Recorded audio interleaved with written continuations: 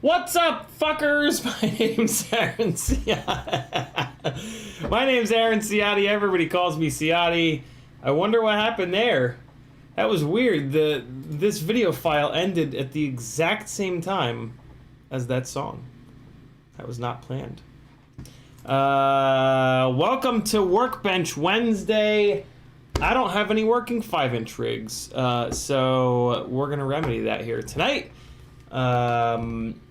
We're gonna do Mailbag. We're gonna have a little Clam Man. I don't know what else. But we're gonna hang out. This is my full-time job.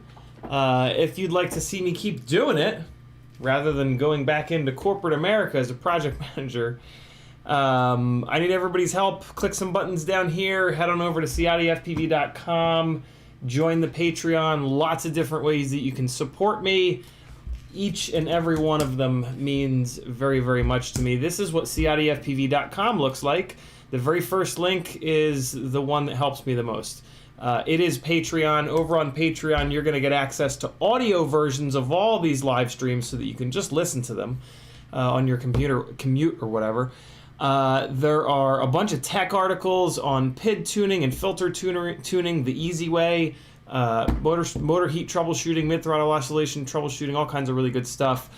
You're going to get access to the Discord channel. You're going to get email notifications when I live stream. You're going to get access to the Facebook group and all of the Patreon-only streams that I do. So lots of benefits over there on Patreon for $3 whole a month. I know it doesn't seem like a lot, but when a whole bunch of you do it at $3 a month, that's what she said.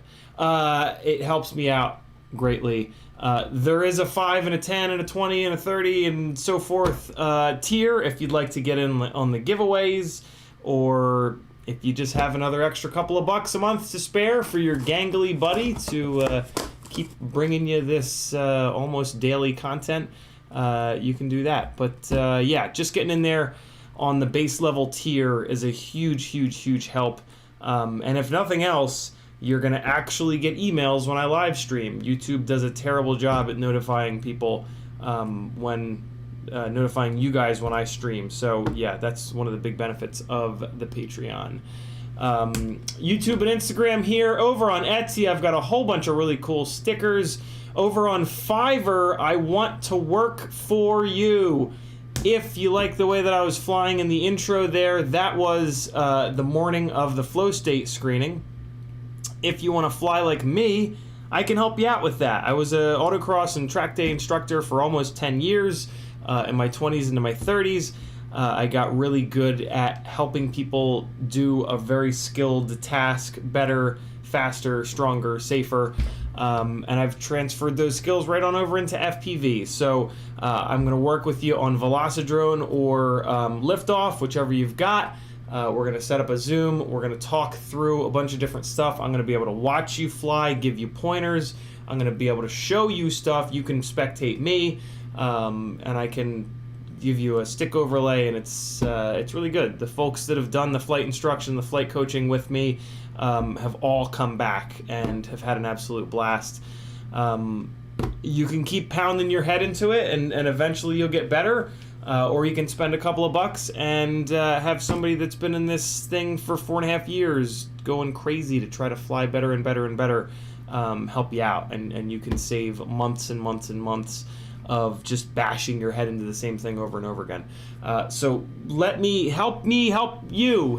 Let me help you. Also over on Fiverr, I'm doing build planning and tuning. So if you want your tune, if you want your rig to fly like mine, because it's got the right parts or it's got the right tune, I can help you out with that as well. I'm also working with FPV. If you want to get your video footage edited up to make you look like a better pilot than you actually are, FPV can help you out. I'm also working here with Remy Tim. He's doing FPV mentoring.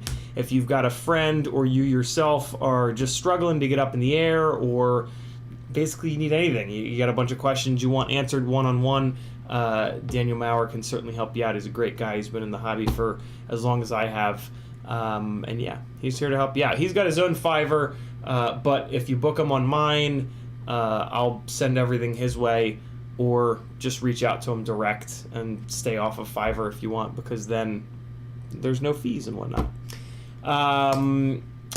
What else I got going on here? T-shirts over on Teespring. Look at this beautiful black Next Level T-shirt. So I finally ordered one of these premium T-shirts, and yeah, they're the brand Next Level. They're just they're just delicious.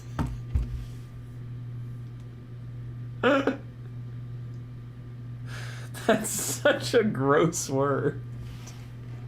Such a fucking gross word, man. They are really nice though. The shirt itself is nice and soft. It's form-fitting. It'll make you just feel yourself up, which if you're like me, I don't know. Yeah, get yourself a shirt. Treat yourself to a good quality T-shirt. You can get this in a whole bunch of different colors. I really like it in this black. I also really like it in the green. But there's a whole bunch of different colors for this one here. And there's a collective shirt. There's a whole bunch of good stuff going on over there. Go check it out. Whoop, that ain't the right. Whoop. Yep, I've live streamed before. FPV Exchange. If you're not on there, I'm gonna beat you with a hammer. And then here's a whole bunch of affiliate links. I'm gonna show you FPV Exchange in a second. If you or anybody you know is ever doing an order on any of these websites, if you send them my affiliate link and ask them to click it, I will get 1 to 6% of that entire order for free. They can still get all the fun stuff, free shipping, coupon codes, all that nonsense. So yeah, do it if you don't mind. Amazon.com, FPV Cycle, Get FPV, Oh My God, FPV Crate, Banggood, Camera Butter, and AliExpress. It's free money, and it's money that I'll put right back into testing and whatnot, so it only benefits you. A couple of clever people in the chat have replaced their bookmarks for Amazon, for Get FPV, for FPV Crate, for all these different websites with my affiliate link, and that way you don't even have to think about it. So yeah, do that, or I'll starve to death.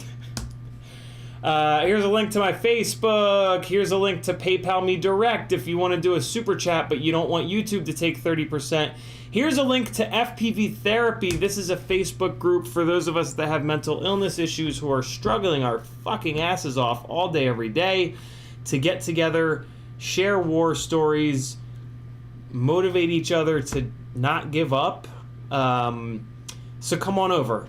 Roughly 1 in 10, at least 1 in 10 people struggle with mental illness. So if you know more than 10 people here on Earth, you know somebody who's got a chemical, potentially has a chemical imbalance in their brain that really fucks their shit up and really makes it hard to get out of bed in the morning and just lead a life worth living. So come on over, learn a little something, and when that person is struggling, you'll be able to tell the warning signs, and you'll kind of know you'll have a better idea of what to say to them, but more importantly, what not to say to them. Saying to somebody with depression, just cheer up, your life ain't that bad, is like driving a nail into their heart. Please don't do it, because that person has been told that for their entire life, and believe me, if they could just cheer up, they would, and they would have a long time ago. So yeah, come on over and learn something. More and more people every day are struggling with mental illness. It's a real epidemic in society today, especially here in the US. And yeah, there are some particularly brilliant people that really struggle with this. Sometimes it feels like it hits the more talented, the more creative, the more successful people the hardest. So yeah, come on over and learn you something. We'll be nice, I promise. We won't bite you. Here's a link to the Discord. Without being a Patreon member, you're only going to have access to about half the Discord. So join the Patreon. It's $3 whole a month. It's only 10 cents a day. It makes a huge difference for me, and it'll give you access to the entire Discord. And then here's a link to some BattleBots info if you're looking for a good laugh. Over on FPV Exchange, this is my little store that Nevin built for me. What FPV Exchange does is it queries all different FPV websites, and it pulls all the items into one spot. So you can see Nevin has set it up for me to go over to Fiverr and pull all my FPV stickers into my little store here. But the other really cool thing for you guys on FPV Exchange is that you can sell stuff. You click a couple of buttons, you type in your logins to all your favorite websites that you've ordered from in the past, RDQ, PyroDrone, Get FPV, to name a few. And what's really slick about FPV Exchange is it'll automatically pull all your previous purchases in and give you one big list of everything. It won't total it up. Nobody wants to know that number. But it'll put all of your purchases in one spot, which is super helpful because, like, every once in a while I'll come across like a weird little thing that I don't remember where the hell I got it from. And being able to look it up in my master list here on FPV Exchange is really slick. And then also you can just go down the list, and anything that you're not using, you just click that you want to sell it. You don't have to take pictures, you don't have to write a description, none of that shit. You just click a button and it's for sale. And what's really slick is it's going to be for sale on the same page as every single other website that's selling it. So you can see here, I'm selling this t-shirt for $10. Addicted to FPV in Australia is selling it for $7.24. If this shirt was for sale on Get FPV or RDQ, they would be in the list here as well. So it gives you one big list with all the spots that sell that particular item. And that ain't going to happen on Facebook Marketplace. You know, Facebook Marketplace, you got to run around, you got to deal with idiots lowballing you. This is just a way, way slicker and easier way to sell your stuff that you're not using, so that you can buy some new stuff that eventually maybe you'll use, hopefully. So yeah, jump onto FPV Exchange. Nevin has built that site. He is an incredible guy, an incredible supporter of mine and this channel and the FPV community and you know, on the whole. As she said, he donated all of the COVID rapid tests at Rampage, just to give you an idea of the kind of guy that he is. Just a huge supporter of the FPV community top to bottom. So get on there, show the guy that you appreciate all the work that he does, and sell a couple of your things, and yeah, profit. Guess what time it is?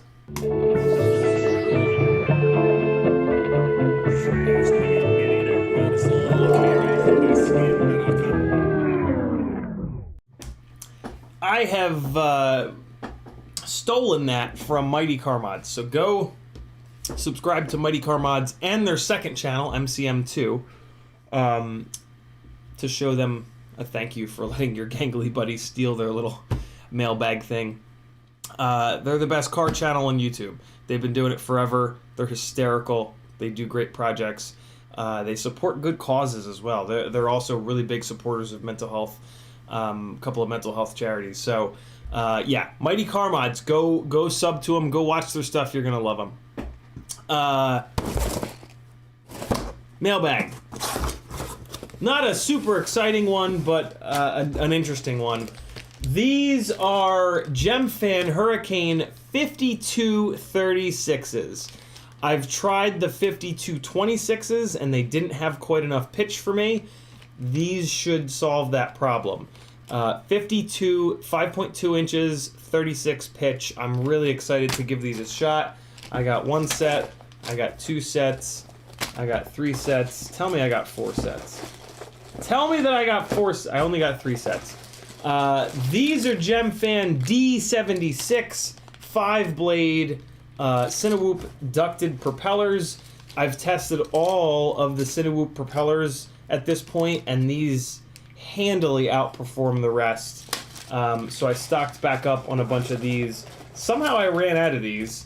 I got a couple of sets of pink here, set of grays, and another set of grays. This right here is enough to last me until the dawn of time, so good to go here.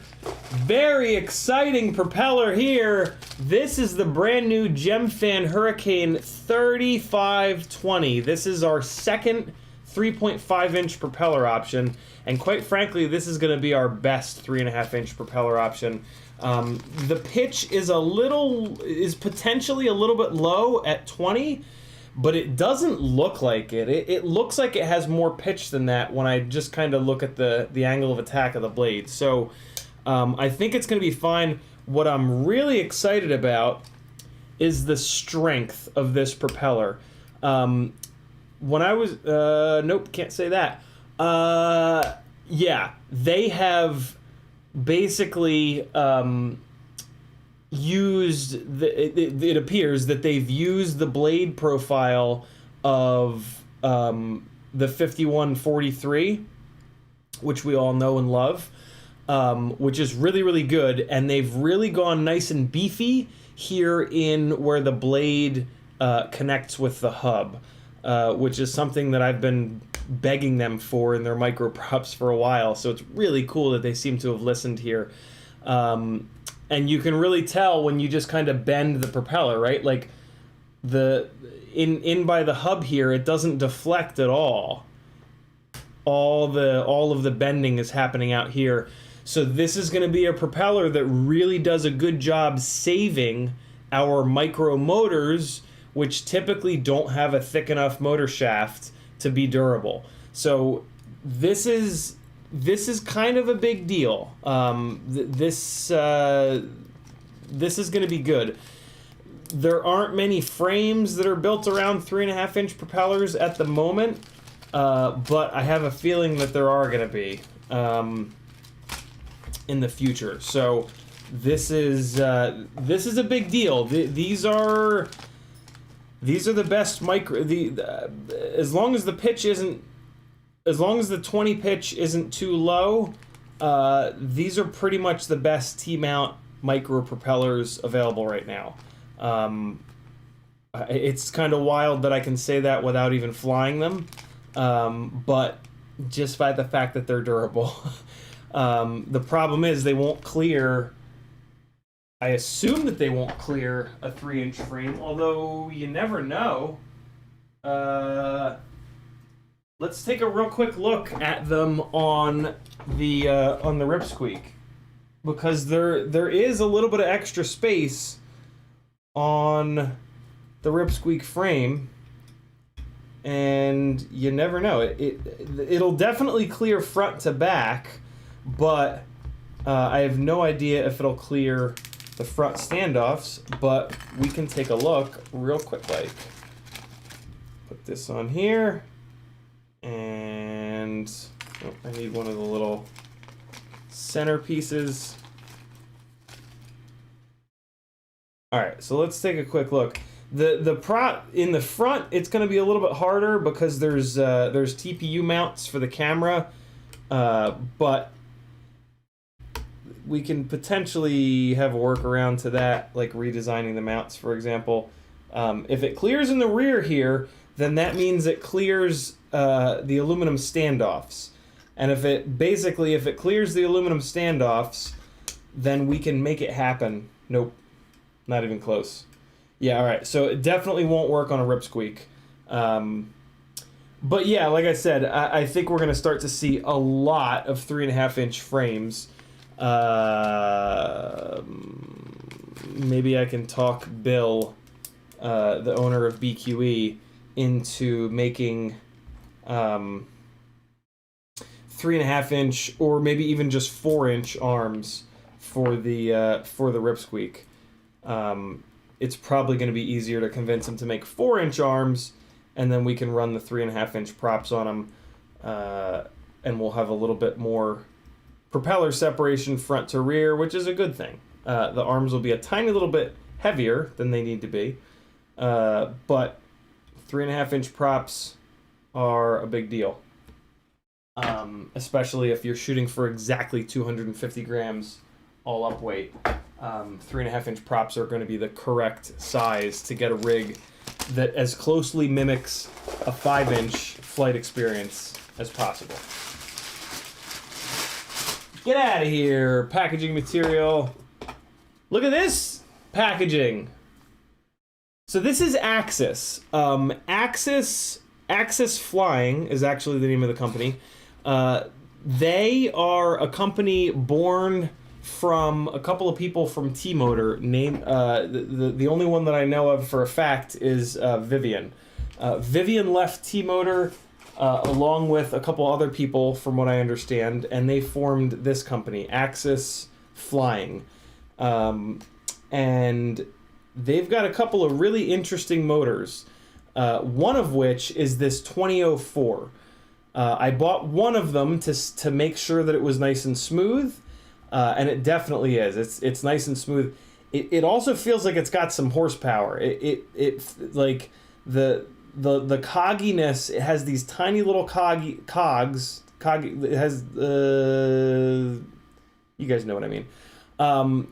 But I can just kind of feel that it's gonna make some serious horsepower. So I'm probably gonna get 3 more of these and put them on the Cinesplore, because the Cinesplore at the moment has these Brother Hobby VY 2004s, but unfortunately the bells are slipping on the shafts on these 2004s and on these VY 2004s, and you can't buy these motors anymore. So yeah, I'm probably going to be switching that rig over. I also really like that this is a little bit of a higher KV. I was always kind of struggling a little bit with those VYs being 3150 KV, not having quite enough RPM. These guys are 3500. God, I don't even remember. 3710 kV. So I'm probably going to end up motor limiting these down a little bit, which is perfect. That's really ideal. I always want to have a motor on a rig that I have to scale down to like 95% or 90% or 85%, so that if I need more power, I can just go into the OSD and turn the power up. It's really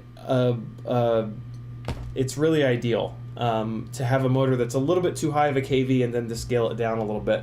It covers you if you need more power, and then if you need less power, that's always, you can always scale a motor down, even if it's exactly the right KV. And then it looks like there's a little sticker here, a couple of little stickers here, which is pretty awesome. Model co-brand, it says. Okay, model power, and some M2 by, looks like M2 by 7 and M2 by 5 screws. Wacky little piece of packaging. Wacky little, you know, but hey, whatever works. This packaging strikes me as like, it costs the same as like cardboard packaging, so like, why not? Packaging is funny like that over in China. You can get like containers full of like packaging for practically nothing. And sometimes it's wacky, sometimes it's not. Strange thing to say out loud. And then I got a little battery here, and like an idiot, I got the wrong battery. I wish that I had gotten the, there's two versions of this battery. There's a version of it with the cable, and there's a version of it without the cable. And like an idiot, I got the version without a cable, not realizing that it has this plastic bastard on it. This plastic bastard here makes it really hard to fit this inside of the Newbie Drone Cockroach 75 frame. So this was kind of a mistake on my part, but I think this is too thick anyway. This is a GNB high volt 90 to 180C 660 mAh 1S battery, and I think it's too fat. Let's take a quick look.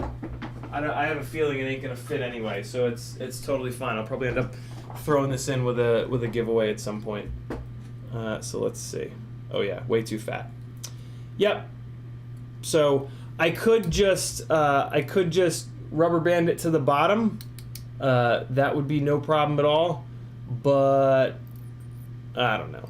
I probably won't. The other batteries fit totally fine on this thing, and the runtime is great. Like the 450s and the 550s. So yeah, I'll probably just do that. So a little bit of a fail on this battery, but that's okay. That happens.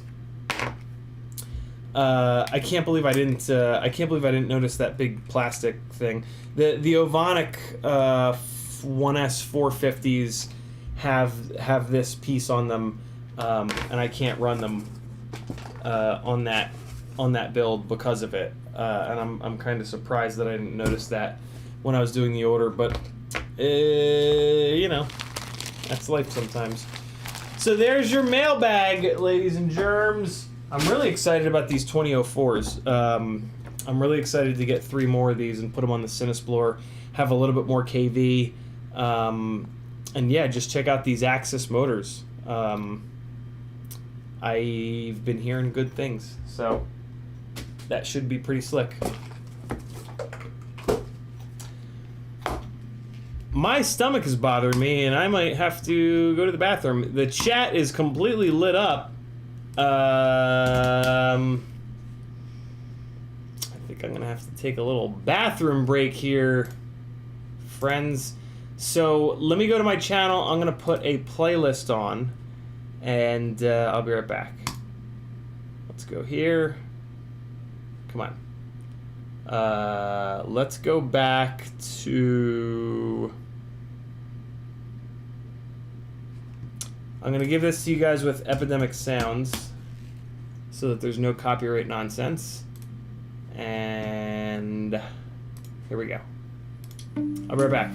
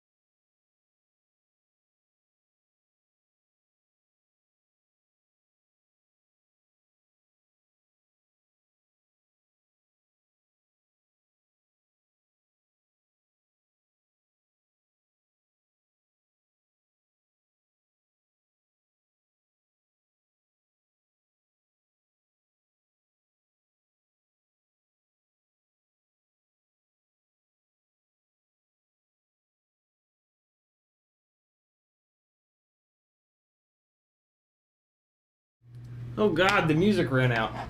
Good timing though. That was FPV Edits play. What the fuck is going on with the quality here? Why does this look so ass? 480p? What? Why? It wasn't 480p the whole time, was it?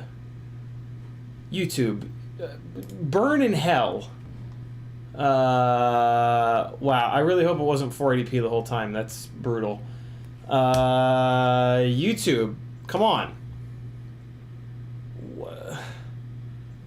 What are you doing? What are you doing, YouTube?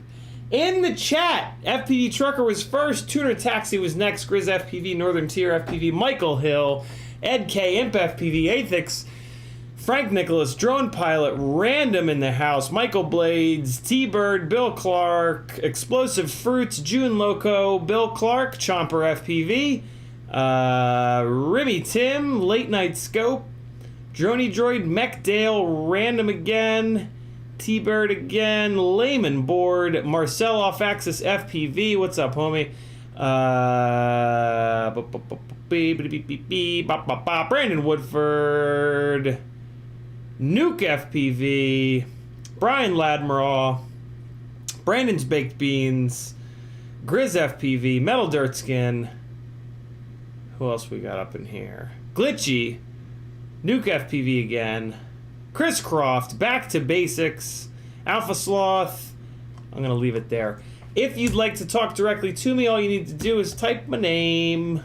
You got to spell it right. You don't have to put an at in front of it, but you certainly can. CiottiFPV. You can do this with anybody. If you want to talk to anybody directly in the chat, just type their name, spell it correctly, put the spaces in the right spot, and your message will show up in orange for them, just like you saw there. FPV Tracker said, what's up? Michael Hill said, afternoon. Ed K said, afternoon all. Hope all is well, going well, brother. Drone Pilot says, hey all. Hey, Ciotti, how are you? Michael Blades says, hey. T-Bird says, what's up? Glad you made it back safe. T-Bird referring to me making it back safe. I drove 12 plus hours on Sunday. I'm still tired from it. No, I'm actually tired from waking up at 7 a.m. today. A really good friend of mine at the yoga studio, like the first person that I met when I started doing work trade there, who I've been, she's just so cool, such a good friend. Had some stuff happen, family related stuff, and she's really kind of having a hard time right now. So I opened the, usually I don't work Wednesdays, usually I also don't open, but I did both today to kind of help her out, which felt really good. It's like, you know, she kept saying, like, thank you so much, how can I ever repay you? I'll pay you what I would have made on the shift. And I'm like, look, you know, like, just being, like, just helping people out, you know, like, people that are going through some shit that need help. Like, I kept telling her, like, you know, it sounds weird, but, like, it's my honor. It really is. Like, it's my fucking honor to help you out. Like the fact that you asked me for help and trusted me to do this and, like, you know, thought to reach out, that's really cool. That means a lot. And so yeah, today was a good day. And it's actually kind of funny, being at the studio with my laptop, I got more work done than I would have gotten done here. So it was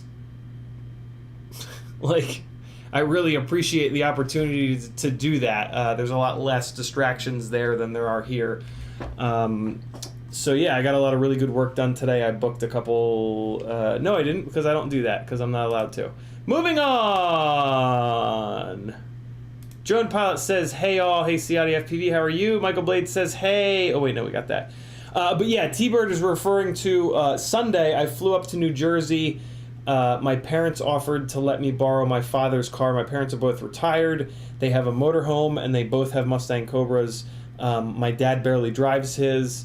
They offered to let me borrow his 97 Cobra for a couple of months here until they drive their RV. They do like as soon as it gets cold up in New Jersey, they get into their RV, which has a little car trailer, and they drive south to Florida, and they bounce around, and they spend the entire winter in the South U.S. where it's not horrible like it is in New Jersey. And they've got a little car trailer because their RV is gigantic. So they tow one of their Cobras so that they can drive that thing around to the store and to, sites and the Appalachian Mountains. And so, yeah, they said, hey, you can borrow Dad's Cobra, and then in a few months, when we drive the RV down south, we'll not bring the other Cobra. We'll just drag the empty car trailer, and then you can just put the car under the trailer, and away we go. So yeah, that was super, super, super cool of them. So I flew, Patrick gave me a ride to the airport, and then I flew to New Jersey and drove the damn thing all the way back down here to Atlanta by myself. 12 plus hours, 2 gas stops, rain pretty much the entire way. Grueling drive, but I made it, and it was like, I don't know, it was kind of liberating knowing. I had a feeling now that I'm kind of getting older that I wasn't going to be able to do that whole drive. I used to be able to drive 12, 13, 14, 15, 16 hours, no problem, in my 20s and sort of in my 30s as well. I was kind of worried that it was going to be a nightmare, and it was hard as hell, but I did it, and it was no harder than it used to be, so that was kind of cool. But yeah, that screwed me up. I was driving until like 6 a.m. Like when I got home and walked in the front door here, the sun was rising. So yeah, it's kind of knocked me out a little bit for this week, but that's okay. It was well worth it. And now I've got an awesome car to drive around for a couple of months here. Hopefully the chip shortage will chill the fuck out, the chip shortage probably won't change, but hopefully the car industry gets its shit together, and the used car market calms the hell down. Right now is the absolute worst possible time to buy a used car.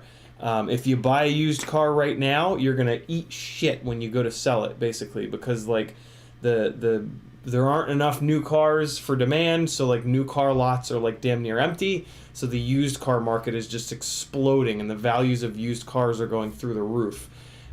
So yeah, hopefully that chills out in the next couple of months, so that I can buy something not way overvalued. But we'll see. Chomper FPV says, what's up, man? Random FPV says, you are a beautiful man. Have my babies. Deal, Random. T-Bird says, www.CiottiFPV.com. Mechdale says, hello.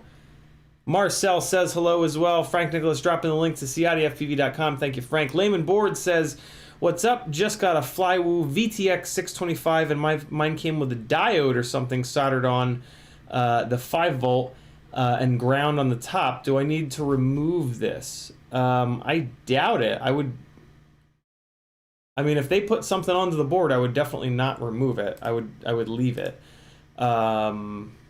Especially if it's a diode. I definitely don't think you would want to remove a diode. So yeah, I would leave it there, Layman Board. Drone Pilot says, I wish these flying instructions via the net were available when I first learned to fly 40 years ago, but we didn't even have a mobile phone back then. Random FPV says, I want a shirt that says CiottiFPV gangly lanky bastard crew. I got a couple new shirt designs coming. Random, if you keep bugging me, you never know. Actually, you need to bug CMYK FPV. He's doing all my designing now, since I don't really know how to do any design stuff, any good design stuff at least. Brandon Woodford says, how are things going tonight? Missed the beginning of the stream, but I'm here to tell you, never give up. 諦めんなよ。諦めんなお前。どうしてそこでやめるんだそこで。もう少し頑張ってみろよ。ダメ目諦めたら周りのことを思うよ。応援してる人たちのことを思ってみろって。あともうちょっとのところなんだから。俺だってこのマイナス10度のところしじみが取れるって頑張ってんだよ。絶対やってみろ。必ず目標達成できる。だからこそ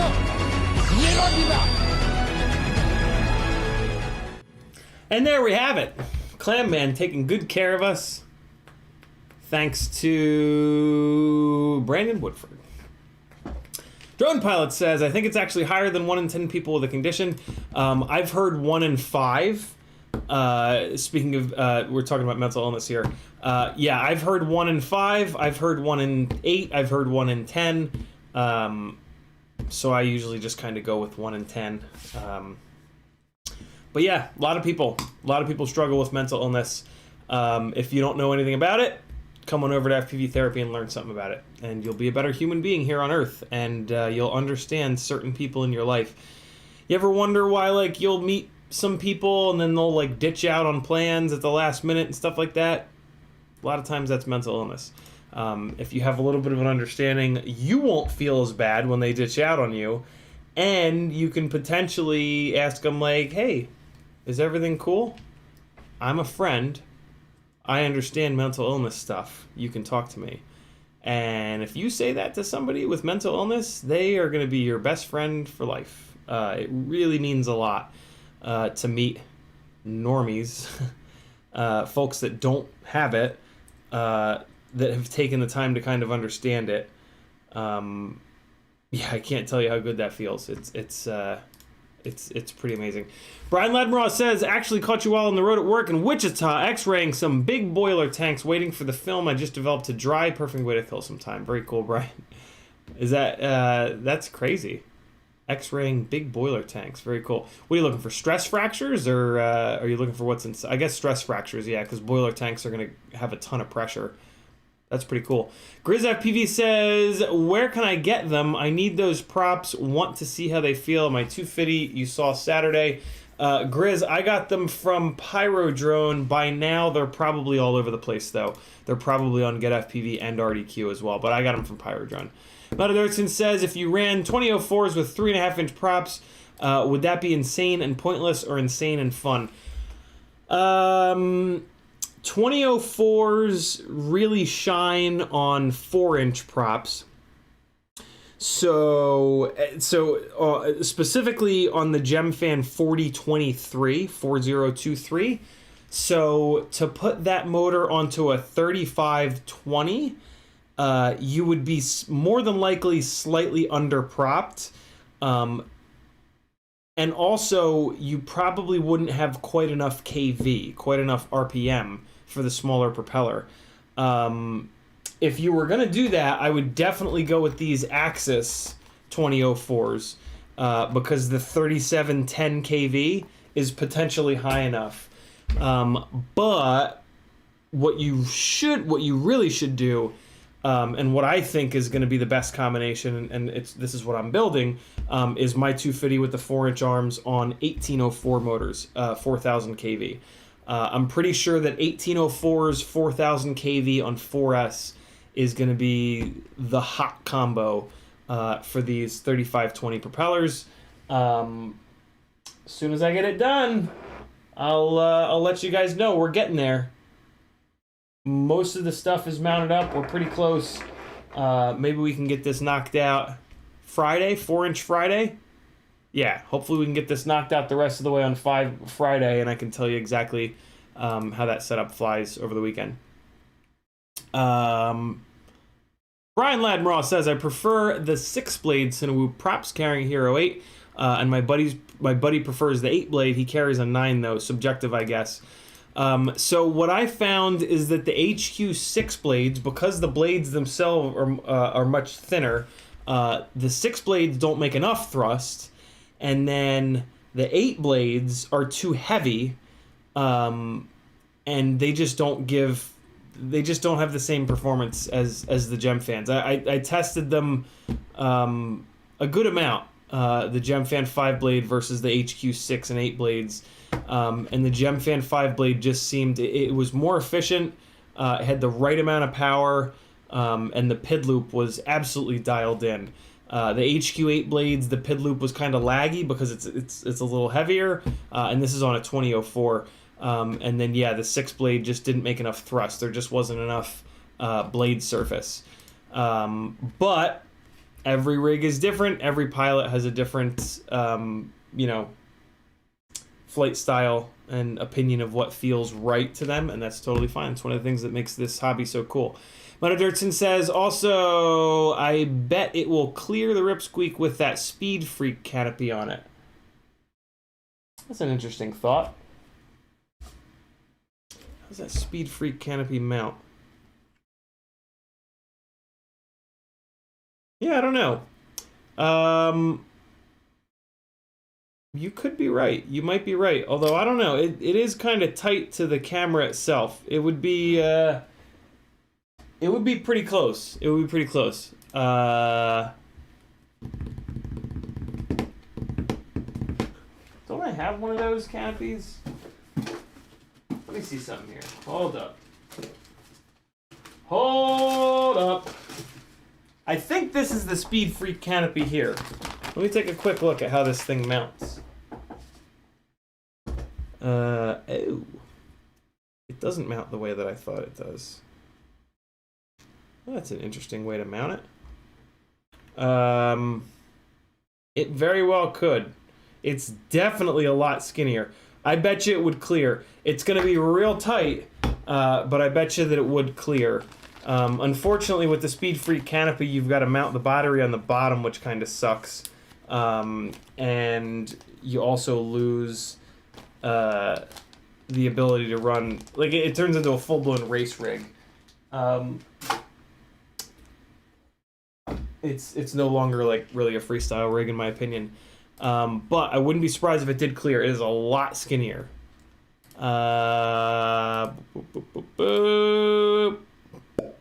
Brandon's Baked Beans says, word on the street is Chris Rouser's got a 3.5-inch frame already. He does. For digital folks, it's probably the best 3.5-inch frame available. For us analog folks, it doesn't really make any sense, in my opinion. It's got double 20x20 stacks, which doesn't really make any sense for analog. Where you can take like an Ishin Nano VTX and a Crossfire Nano and just bundle them together, and they just take up a tiny little bit of space. So yeah, for digital people, his 3.5 inches is great, and it's probably the best frame available. But I'm not on digital, so it's not really the frame for me. It's 40 something grams. It's almost 50 grams because of the fact that it's got the double 20x20 stacks, and that's the biggest issue. It's just too heavy. Yeah, good frame for you DJI peeps. Brian Ladmore says, will 3.5-inch clear an Acrobat Duo? It will not. I know that for a fact. Chris Croft says, is there an option to motor scale to other cell count, like not 6S or 5S? Sure, Chris. You can just not put a cell count in. Just leave the cell count at like 0, and then just use PID profile 1, for example. And then the motor scale will just, it'll just be there. You can also put a cell count of 1 or 2 or 3 or 4 or 5, but if that answers, hopefully either one of those things I just said answers your question. Alpha Sloth says, watching CiottiFPV and uploading, it's a great Wednesday. Indeed it is, Alpha Sloth. Busy Wednesday for me, but a really good day. Got some yoga in at 6 o'clock. Had a good morning at the studio, just kind of hanging out at the desk, getting some stuff done. Good Wednesday, man. Good Wednesday. Good week this week. YouTube did the thing, so I'm scrolling back up, of course. It's my life. There we go. C Young 300 with a $10 super chat. Thank you, C Young. He says, what's up, Ben? Building my first glide and got some of those T-Motor F40s in blue. What props do you like? Also, did you say someone else was doing the tuning help for you now? No, I'm doing all the tuning myself. My favorite prop at the moment is the Gemfan 5143-3. It's the best mix of power, lightweight, and durability that I've found in a propeller. The new Gemfan propellers, the F3, F4, and the 5226 and the 5236. The new ones that you can buy now, the durability problems are figured out, but they're not going to be as durable as the 5143-3, and I crash a lot. So if you crash a lot, and specifically if you crash into concrete a lot, or other hard surfaces, the 5143-3s, in my opinion, are your best bet. If you crash into grass, or if you just don't crash, every battery like I do, the F3s and the F4s are very similar to the HQ S3s and S4s, but they're going to be more efficient and make more thrust, and probably be better balanced too. GemFan props are almost always better balanced than HQ props. And then the 5226 and 5236, they're going to give you a little bit of a bigger propeller, for a little bit more float, a little bit more efficiency. 26 pitch is pretty low, similar to the F3, S3, and then the 36 pitch is going to be similar to the 5143, actually, just not as durable. So a bunch of different really good options for you. I would get like 2, maybe 3 sets of each because they're cheap, and see which ones you like the best. That being said, the propellers are now so good that it's kind of hard to tell the difference between them. You got to be a pretty damn good pilot to tell the difference between a lot of these new props,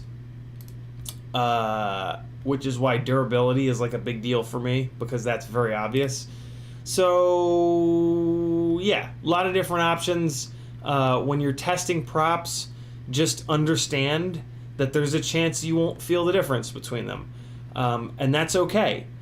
It's actually kind of nice, because if you can't feel the difference, then the only thing that matters is durability, right? So run the more durable ones. And, like, that's all the benefit you could possibly... And then 6 months, in 6 months, retest them to see if you've gotten good enough to now be able to tell the difference between them. I'm 4.5 years in, and there's times where I can't tell the difference. I can't tell, it's very, very subtle. But yeah. What else we got here? Oh, wow, you guys are going ham in the chat. Oh, this is when I was shitting. Double A says, how's it going? It's going good, Double A. Hope you're doing well. Speedy Turtle says, I enjoy helping people out too. Yeah, it's really good. Glitchy says +10 to karma. Yeah, exactly. It's yeah, helping people out. Like, it's the best, man. You got to be careful. You got to be willing to draw boundaries, and keep those boundaries. But yeah, man, help people out whenever you can. It'll come back around, I promise. Ask Grace says, did you see the latest mod they did at Mighty Car Mods? That mini pickup was hilarious. Yeah, I watched that last night. They turboed the key truck, the key tipper truck, which is pretty awesome. I also dug the fact that they did it like a music video. That was they've never done that before, and I kind of like that. That was pretty cool. I'm wondering if so. There's 2 things I think that could have happened. A, they're trying something different, which I love, and I think it was great.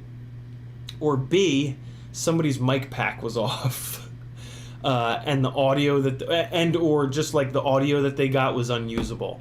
I'm curious as to which one it is, but I think it was pretty cool. I think it was pretty cool that they just played Moog's music over the entire build. That was pretty slick. Matthew Vega's in the house. He says, too busy to fly much lately or even tune in here, but just wanted to say hi and see the Clam Man. Hopefully you got to see the Clam Man earlier, Matthew Vega. I already played it. I think he did, because Richard then says never give up. S. Grace says, how's it hanging? Short shriveled and to the left. What movie? YouTube just did the thing. Drone Drop says, hey bro, just checking in, building my 5-inch at 3 at night. Greetings from Amsterdam, my good FPV friend. Amsterdam, god damn. Drone Drops is stoned off his ass building a 5-inch at 3 o'clock at night. Good on you, brother. We're all very jealous. Seth Inman says, any opinions on the prototype 5 frame? Mine is arriving Monday.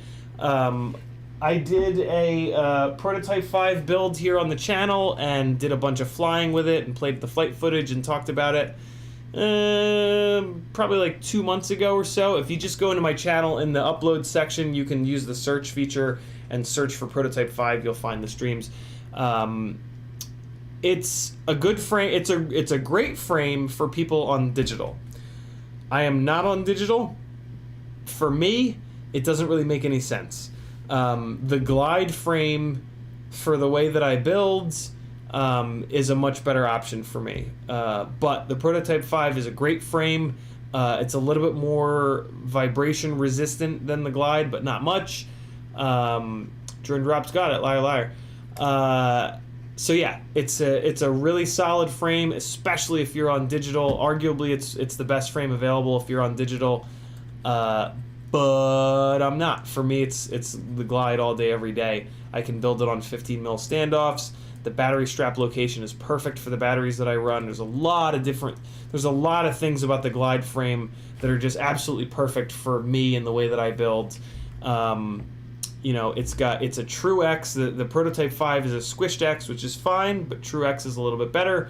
The glide also has a bunch of different arm options. It's got True X arms, it's got Dead Cat arms, it's got 4mm thick option, 5mm, 6mm thick. There's 5.5 inch Dead Cat arms, there's 6-inch True X arms, there's 7-inch True X arms. It's just the glide frame is just a beautiful little ecosystem that I've been on for like damn near 2 years now. And it's as close to the perfect frame as I'll probably ever get, which is really awesome. And just like that, we're caught up on chat. Let's get to work. So all of my 5-inch rigs are blown up. The rig that I thought, the red rig that I thought the ESC survived, and that wire just pulled off, it would appear that I was wrong. I took it out to fly it today, and that right rear motor was not spinning up to full power. So it's looking like we're going to have to do an ESC swap on that. There is a chance that it's just that it's the motor itself on that back corner, but I doubt it. I guess technically it could also be the race wire on that back corner, but again, I really doubt that. The way that it's acting screams ESC. The way that it's twitching a little bit, and the way that it's still able to spin up, but it doesn't spin up all the way. It's something that I've seen a million times when ESCs go. So I think that I was finally able to blow up an Acon ESC, which is a hell of an accomplishment. My God, are they durable. This has been the basher rig for a long time with that ESC in it. So if the ESC went, I am not mad at it even a little bit. It served a hard-ass life. It was always the first rig that I would put up in the air, and it's the 20x20 ESC, and it's the V1 20x20 ESC without the heat shields, and without some of the other improvements that we got in the V2 version, mainly durability improvements that we got in the V2 version of that ESC. So, yeah, I am totally fine with the fact that ESC went. Eventually, I was going to kill an Acon ESC because, quite frankly, I can break anything. I crash multiple times per battery, and I typically crash really fucking hard. And, you know, those things in tandem kill electronics, whether you like it or not. So it was inevitable. I am shocked that it took this long. And yeah, but I still haven't killed an Acon 30x30. So that red rig I'm gonna work on last because it's the most pain in the ass repair out of all three of these. So I probably won't get to it tonight. But tonight I am going to swap out. This is usually the second rig that I fly, and I completely obliterated the antenna here on it. So I'm going to swap this antenna out, and I'm going to spin these motors up in beta flight to kind of check their health as well. So let's do that first. This is the, what do I call this one? This is the purple rig. And yeah, let's get this top plate off. We'll swap that antenna out, spin the motors up, see how they sound, see how they feel. I think I have some extra F40 Pro 4s. I'm actually really interested in the Axis motors. Axis has a 2306 coming out that I just talked to Vivian about, and she said it's 29 point something grams without the motor wires. I think that's a little bit heavier than the F40 Pro 4s, so yeah, I don't know. But I am very curious. I am very, very curious. It's interesting that a bunch of people left T-Motor to start that company. What that kind of says to me is like, maybe they wanted to pursue better quality and T-Motor was more into making money kind of thing.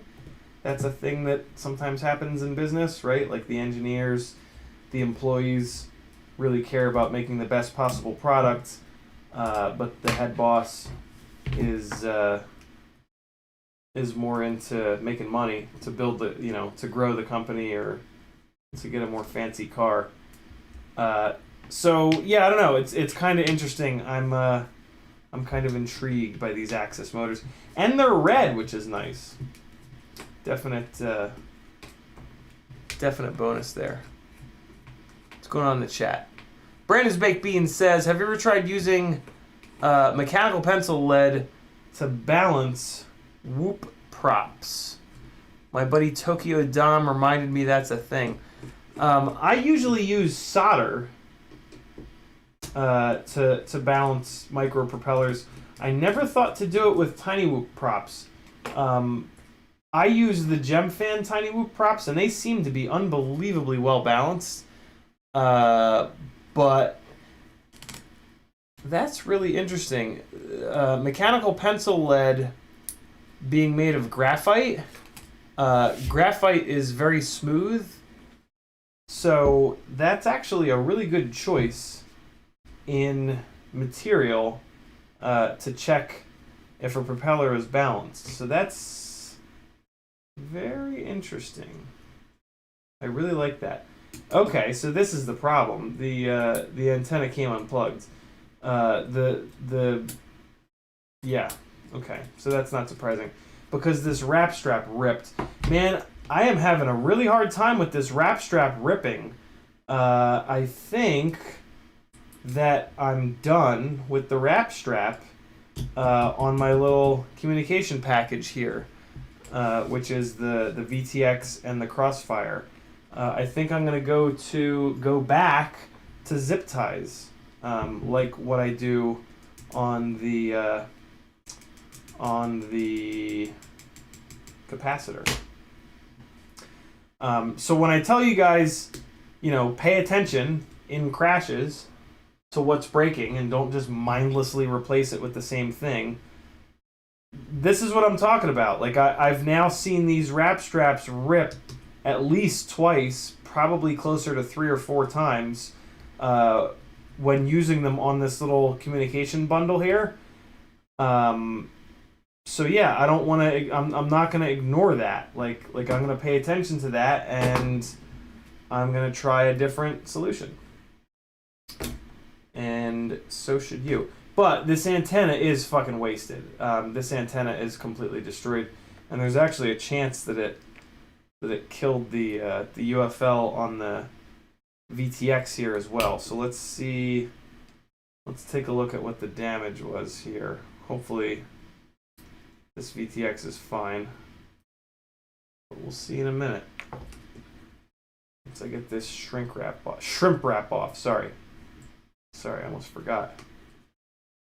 Almost forgot the true name.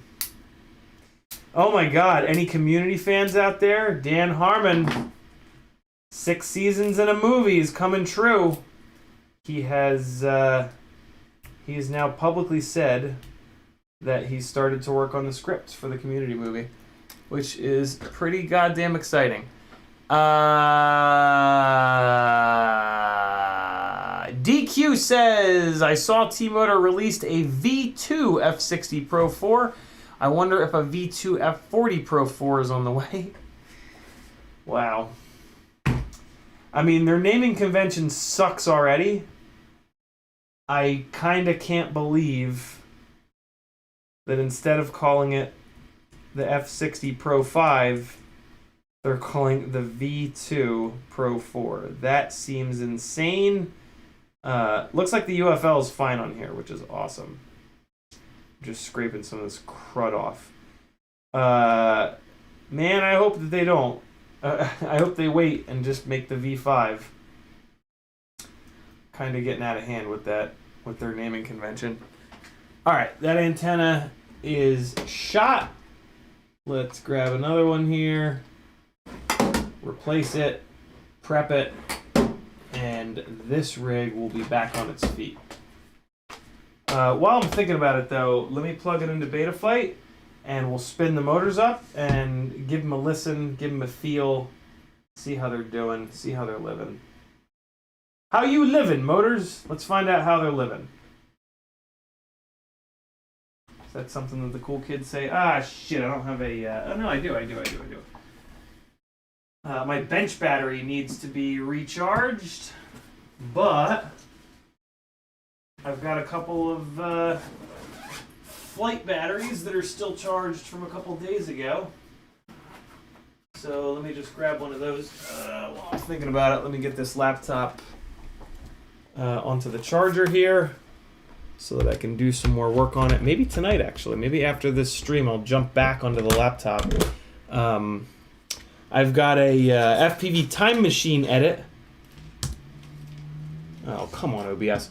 Hold on, I gotta quit out of OBS to get the keystrokes to work again. Be right back. It's gonna pinwheel for a second. Hang on. And I'm back, and the keystrokes work again. That's terrific. What was I saying? No idea what I was saying. Redtail FPV says, does the Rip Squeak fit 3.5-inch props? It looks like it would be pretty close but manageable. It does not, Redtail. I tested that earlier in the stream. They are actually nowhere... They're off by like 0.2, 0.3 of an inch. It's not even close. There's a chance that... there's a chance that with the Speed Freak racing canopy, they might clear. But then you've got to bottom mount the battery, and you can't run like an HD camera. So, can't run an Insta360 Go on top. It becomes a race rig at that point. So, for most of us, that's not really an option. DQ knows what's up. He's a community fan.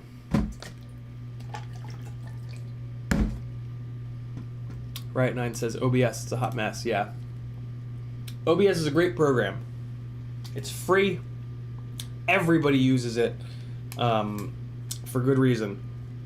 But it's imperfect. There's a chance that when I get onto the new computer that's not running an operating system that's 100 years old, like this 12-year-old tower is, that it'll maybe be a little bit better. But right now, actually, I'm sort of stuck waiting for OBS to come out with a version of OBS that works properly on the M1 computers. Right now, OBS is it's specifically made for ARM chips. So to run it on an M1, the M1 has to emulate ARM, and that's no good. It makes it run like ass.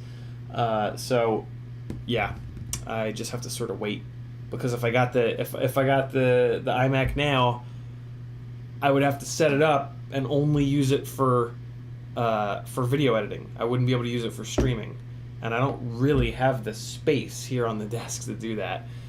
So I got to sort of wait, which is fine. It's no big deal. it's worth the wait. Everybody says it's absolutely ripping fast, so that'll be pretty fantastic. Monitertson says M1 is an ARM. All the current ones are X86 to 64. I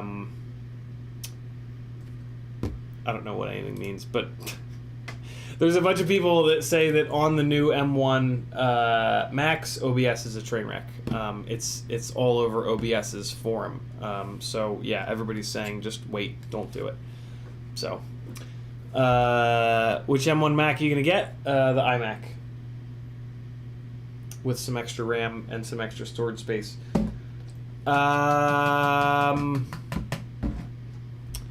Let's do some background music. I haven't done background music in a while. Let's let Epidemic Sound run here in the background. That'll be fun. Oh, oh, oh, oh, oh! What are we doing? Oh, we're checking motors. Checking motors. Oh, I need battery. Battery.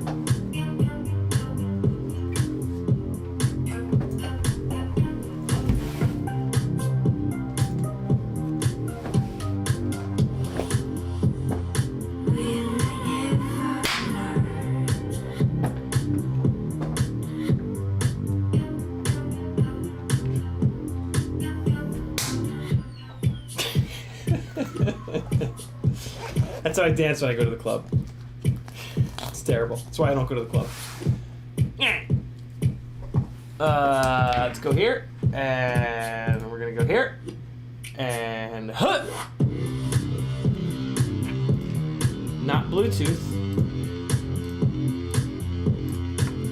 Okay, let's give it some power. Ha ha ha! Fart. And we're gonna go to the motors tab. Our propellers are off, so we can check this switch. And we're gonna go motor by motor. I'm gonna put my left hand on the quad to feel for the vibrations, and we're just gonna listen. Feels good. Even better. A little rough.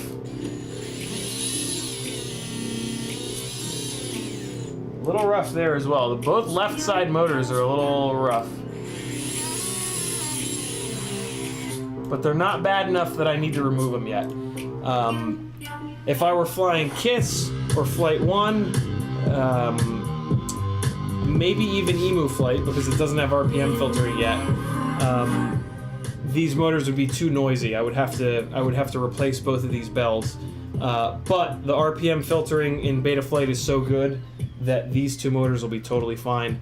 They're also not vibrating hard enough to put Jello into the Session 5 HD footage. So yeah, it's one of the beautiful things about Betaflight is that the RPM filtering allows you to run your motors to the point where they're like, it basically allows you to run your motors until they're so beat up that they cause Jello in the HD.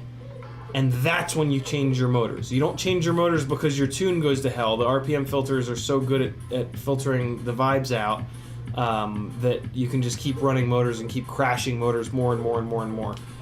It's literally cheaper to run Betaflight because you don't have to replace motors as often. Brandon, when is the RPM filter version of...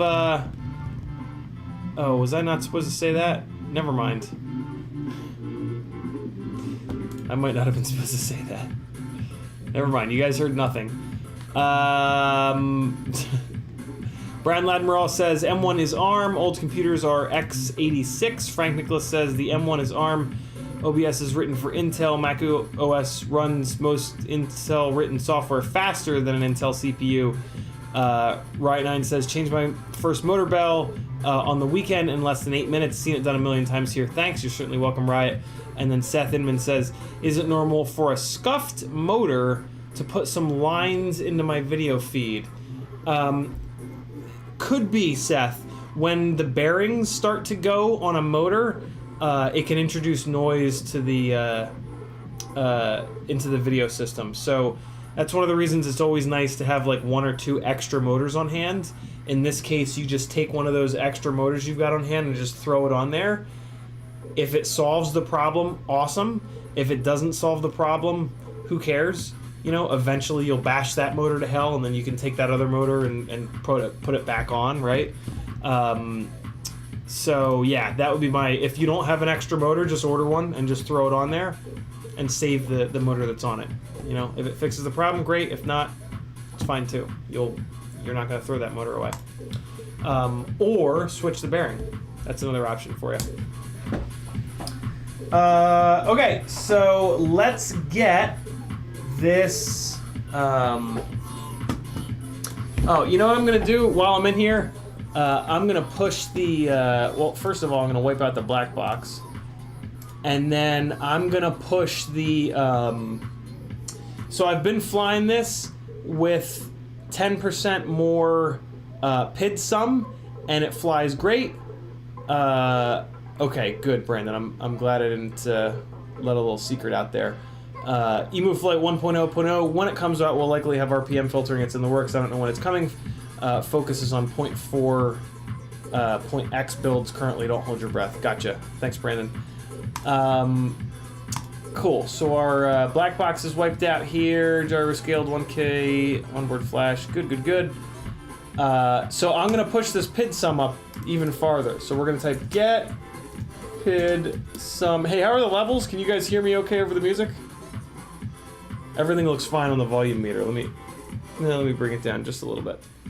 Oh, look at that. Okay, so I didn't increase the PID sum on this. All right, cool. So now I can start increasing the PID sum on this. Good, good, good. So we're going to do set, and then we're going to paste the PID sum limit equals 500, and we're going to change 500 to 600. That's going to move the amount of power that the PID loop can use on the pitch and roll axis up from 50% to 60%. So we're going to do that.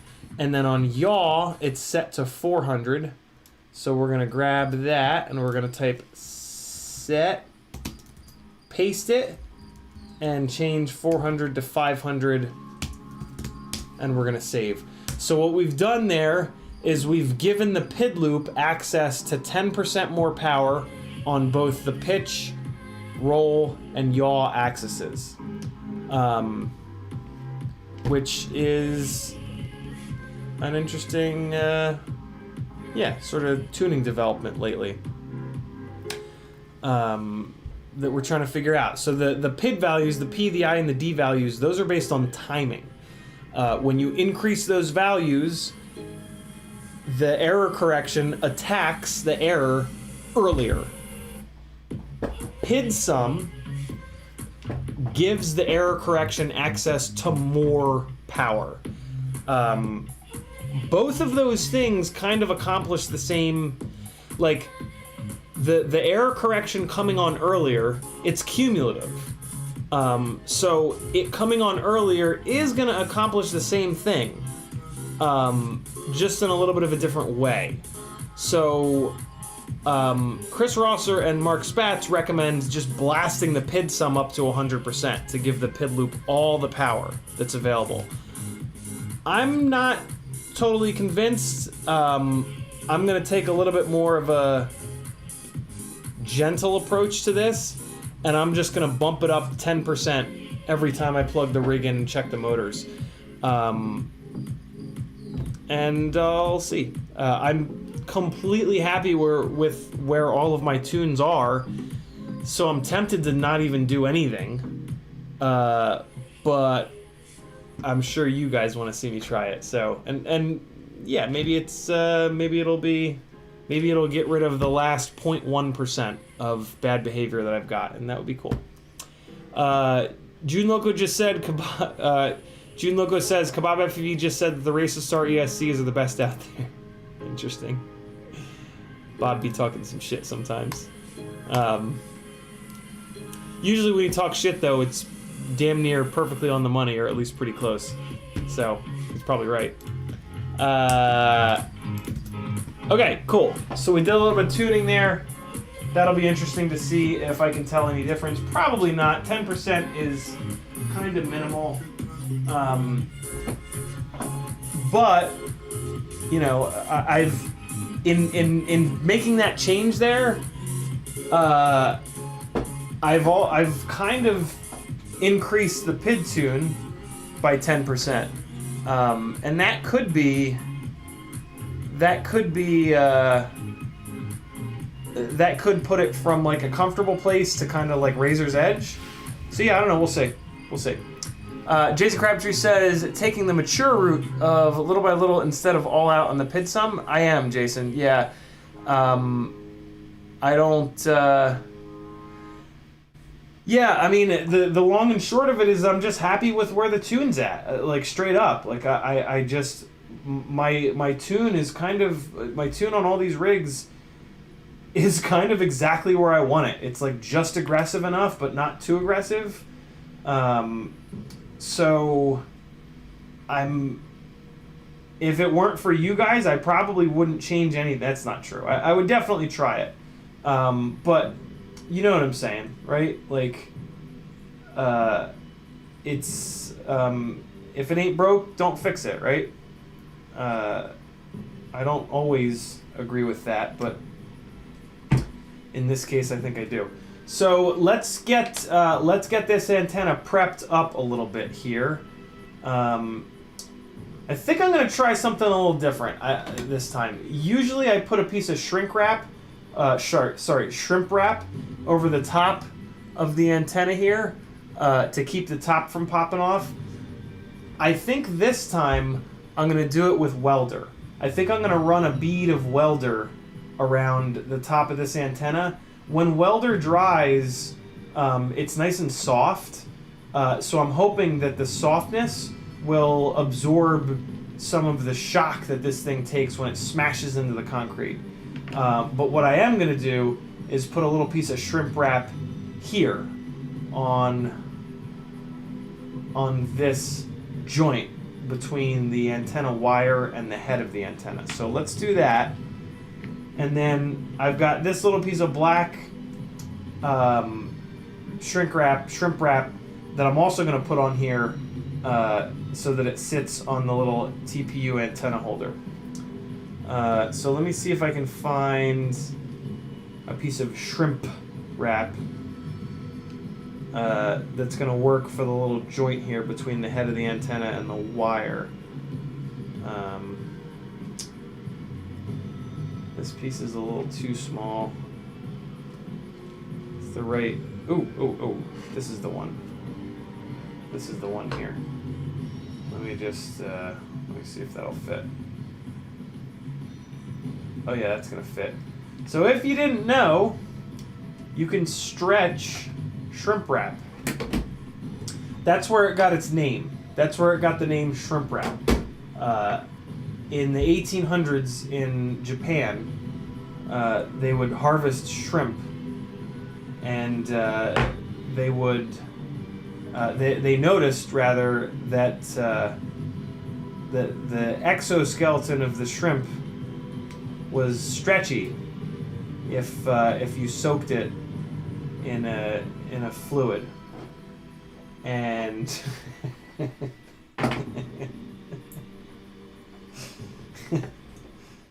I had a good head of steam going there, but I lost it. And what they found is that that you could stretch the shrimp's exoskeleton out, and shrimp wrap was born. And then here in America, we didn't like that name. You know, PETA had a problem with that name. So to get around it, Big Shrink Wrap was formed. and they renamed it for legal reasons. Right, 9 says prawn. Yeah.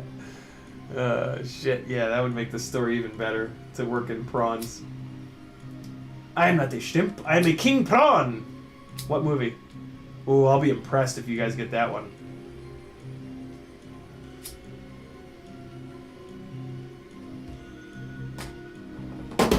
Alright, so there we go. We've got a little bit of shrimp wrap between the head of the antenna and this little joint, just to make it a little bit stronger, because I've seen these antennas fail on that joint there before, and whenever I do this was this tiny little piece of shrimp wrap, it makes such a big difference. Although I think did it slide down and off of there? Son of a bitch. It slid down and off. God damn it. Really? You're gonna do me like that? Shrimp wrap, you fuck. That sucks.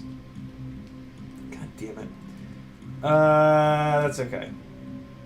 Let's get another piece of, let's get another little piece of shrimp wrap here. Little Mermaid says DQ. Meet the Feebles? No. I don't even remember what the, I don't even remember what the fucking, what I said at this point. Let me use a little piece of red shrimp wrap. That'll be interesting. That'll look fancy. Just because I'm being lazy and it's cut to the exact right size. I'm gonna have to stretch it. Okay. Be careful when you're stretching the shrimp wrap. It's really easy to rip it. And if you rip it, if you rip your shrimp wrap, make sure you don't tell anybody, because it's actually it's the prawns that they use to make shrimp wrap are actually considered an endangered species now. So make sure that you don't tell anyone that you ripped your shrimp wrap, because you could go to jail for 5 to 10 years for killing an endangered animal.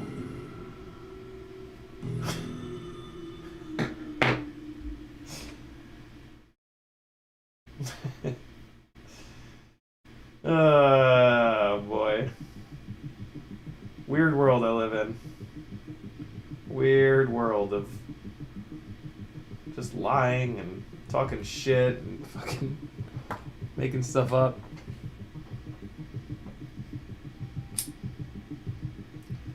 Okay, so we're putting another piece of shrimp wrap on here.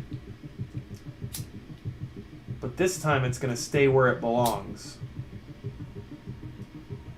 Please stay where you belong. No, no, no, no, no, don't do that. Don't come off of there. Stay up there. Stay up there, you jerk off. The problem is I'm getting the shrimp wrap too hot. That's another issue. The shrimps don't like to be too hot. You got to be very gentle with these shrimps. Their exoskeletons are very fragile. If you get them too hot, they cook internally, and then when that happens, you have to eat them. It's part of the law too. If you make a shrimp and then you don't eat it, they're gonna come to your house and eat your children. I have some extra shrimp wrap here. Let's bust it out. Let's bust out these extra shrimps here. What do you say? Looks like it's coming out the bottom there. So we'll just chop it up, chop it out, chop it to the side, and let's see. So I just want to add a little bit of extra shrimp here to the UFL wire itself, just to give it a little bit more stiffness. And of course, this is too small to fit over the head of the UFL. So that's a big fat fail. And I can't really stretch a long piece like that, so that's actually fine. Let's grab another piece here. Is that the same thickness? Yeah, it is. Let's use, I think this one. This is probably the right size. I gotta do some radio mods one of these days. I have a new QX7 screen. I have some new switches and some fancy black trim rings, which will look really cool. I've just been dragging my feet because I've had a lot of a lot of work on rigs that's needed to get done. And my transmitter works totally fine, so I've been kind of prioritizing the quads that have been blown the hell up. I hope this shrimps down tight enough. Know what I'm saying? You never like to have, you never want to have loose shrimp wrap. Never a good thing. You always want to wrap it up nice and tight. Know what I'm saying? Know what I'm saying, guys? You know? Am I right? Nah, we're good. Look at that. Beautiful. Beautiful. Alright, so that's really gummy right now. Just cool it down a little bit. And then, well, no, while I'm waiting for it to cool down, I can pop it on here, and I'll put some more shrimp wrap on this VTX so that it holds this UFL on here. I don't know why I just did that. That was very stupid. Okay, UFL is clicked on there.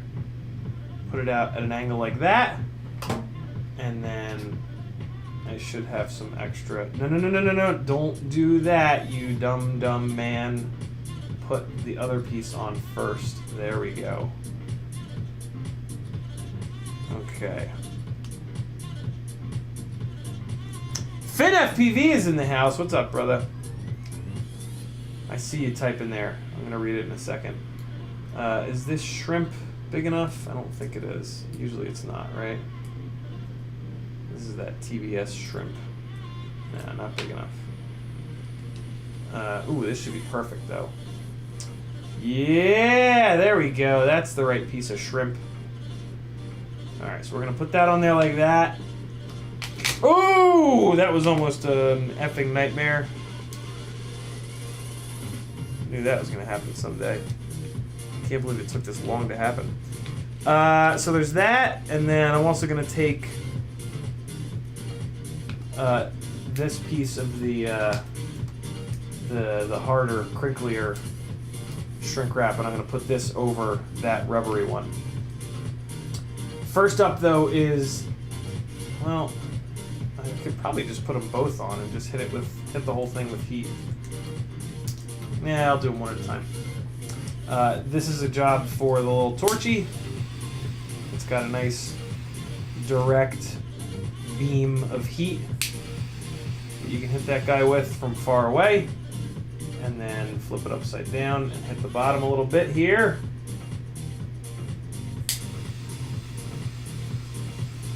And just don't go buck wild freestyle on it. Just get it shrunken down just enough. If you go too hard on the shrimp wrap, it'll rip.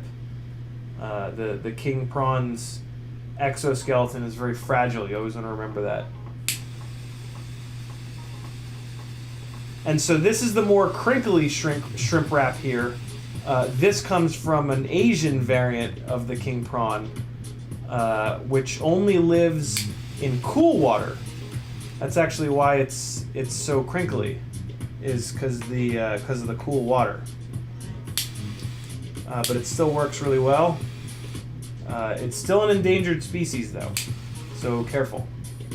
Don't rip it, because PETA will come and get you.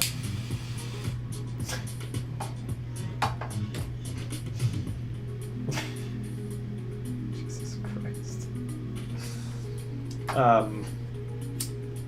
Hit it with a little bit of regular fire here. Typically the regular lighter is not hot enough to rip the shrimp wrap.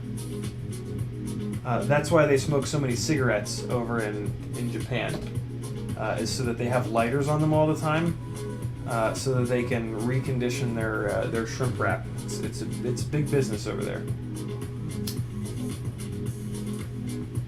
So this is VHB down here. I'm just putting a little bit of heat into the VHB to kind of get it a little bit sticky again.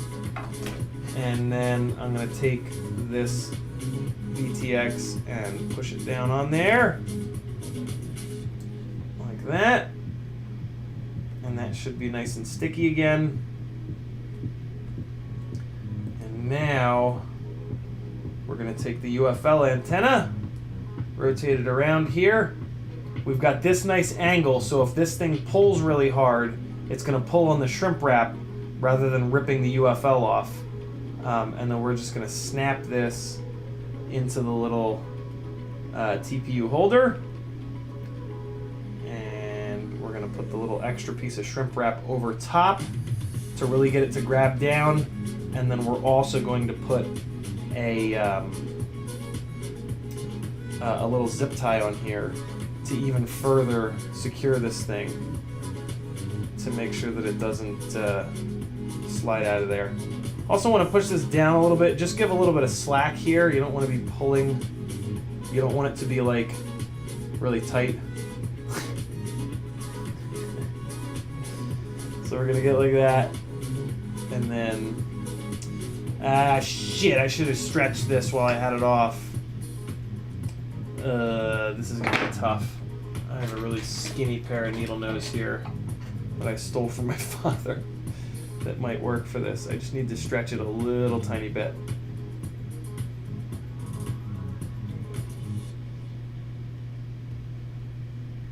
That's probably enough. Oh yeah! Perfect. So we're putting a little piece of shrimp here just to kind of close up the TPU so it really grips onto the UFL as hard as we can. And then I think I'm going to throw a zip tie on this little comm package here. I am going to hit this piece of shrimp though with a little tiny bit of heat just to get it to shrimp back up. And then I'll throw a little zip tie on there. Alright, so that's gripped back up. And now I'm gonna paint your silver pants blue with this little guy. Okay. I got that. And grab it with the needle nose, pull it good and hard. Okay. Chop that down. I know this probably seems like a lot of time to be putting into an antenna install, but antennas blowing up are one of the more common failures. And by doing all of these things, it makes them blow up a lot less frequently. And I would much rather spend a little bit of extra time right now on this than have it and have it last a little bit longer than have it prematurely blow up. Know what I'm saying?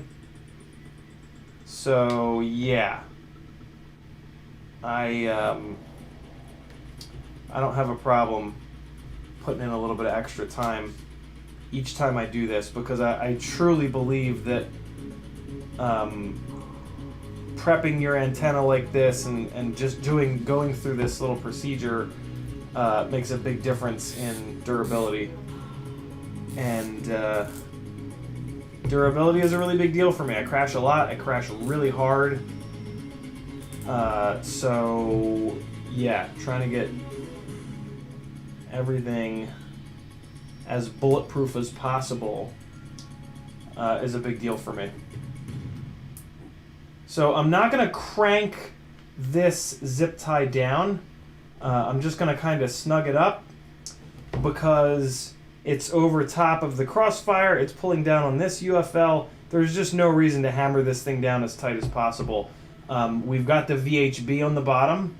That's going to do a lot of work in keeping this VTX and crossfire in the right position.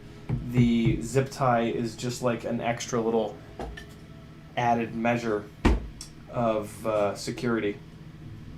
And you can see, like, it kind of moves around a little bit, and that's fine. It's totally fine the way it moves around like that. It's got a little bit of damping, which is going to help in the really hard crashes. It's also going to allow it to give a little bit if this does pull on the antenna. Like, when you're going through Scraggle, all the Scraggle comes through like this, right? And the Scraggle has a tendency to, like, hook onto the antenna and pull on the antenna.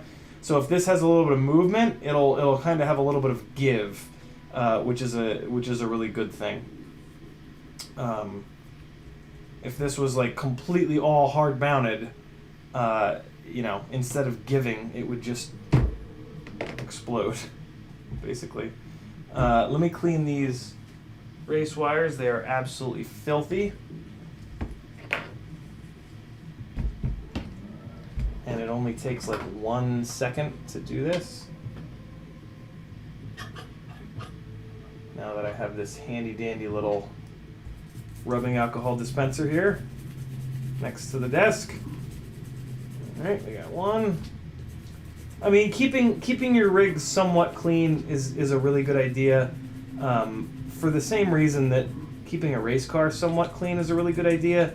It allows you to see failures. Like when everything is totally disgusting, you don't know what the hell's going on, man. There could be you know, there could be any number of things ready to blow up that maybe you would have been able to see if you took a couple seconds to just kind of hit some stuff with a toothbrush and some rubbing alcohol. It's kind of annoying because, I mean, the first thing I'm going to do is put this in a tree and turtle mode it out, and it's going to get all disgusting again, but, I mean, it's a good practice to get in. Just take a couple of seconds, hit some stuff with a toothbrush, and, yeah, you'll be better off. Alright, race wires are nice and clean. Hitting the motor wires a little bit while I'm at it. I'll hit this capacitor while I'm in here too. And, you know, clean rig is a happy rig. Right? Maybe? No? Oh well. That's fine. Cool. So we're good to go. Frank Nicholas says PETA equals people for the eating of tasty animals. Riot9 says, how's the Stang? Got rubber at the end of your street yet? It's great, man. You know, the story behind my dad owning this 97 Mustang Cobra is kind of great. I bought my 96 and threw a bunch of parts at it to get it ready for initially drag racing and then autocross. And for some reason, my dad borrowed it for a week, and when I went to pick it up, he was like, how the hell did you only pay $5,500 for this car? And I was like, you know, it's kind of the bastard child, like nobody really wants it, but it's great, right? And he's like, if you can find me one of these for $5,500, I'll buy it tomorrow. And sure as shit, within like a week or two, I found him a white. He wanted a white one, and he wanted it to be hardtop rather than convertible. Mine was black and convertible. And yeah, I found one in white convertible, $5,500, and he bought it. And he's driven that car for 90-something thousand miles. I don't know if any. I mean, like just basic stuff like spark plugs, plug wires. It's been really trouble-free, just like mine was. I beat the living hell out of mine for 90,000 miles, and it just loved every minute of it. And yeah, so it's got it. It just turned 195,000 miles today, and I'm kind of babying it. When mine got to 200,000, the piston rings were pretty well fucked. Which makes a lot of sense because for basically 100,000 miles, I pounded the piss out of it. Like, I drove that car so hard. Like, I would pound it into the limiter every single day. the exhaust sounded so good. I was drag racing it, I was street racing it, I was autocrossing it, I was getting it ready for track days.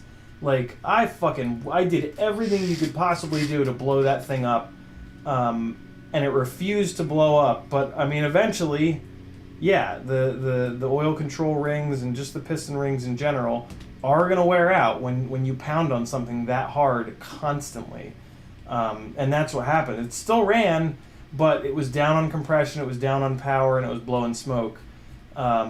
Still totally drivable, but that was around the time that I got the Miata and just kind of fell in love with lightweight. But driving this thing for the past couple of days, man, do I miss mine. Like, just like the gruntiness of the powertrain and the fucking sound. Oh my god, it's just the best sounding V8 ever produced. It really makes me miss mine, which is kind of interesting. But, you know, that's fine. The older I get, the faster I was. One of my favorite sayings in motorsport.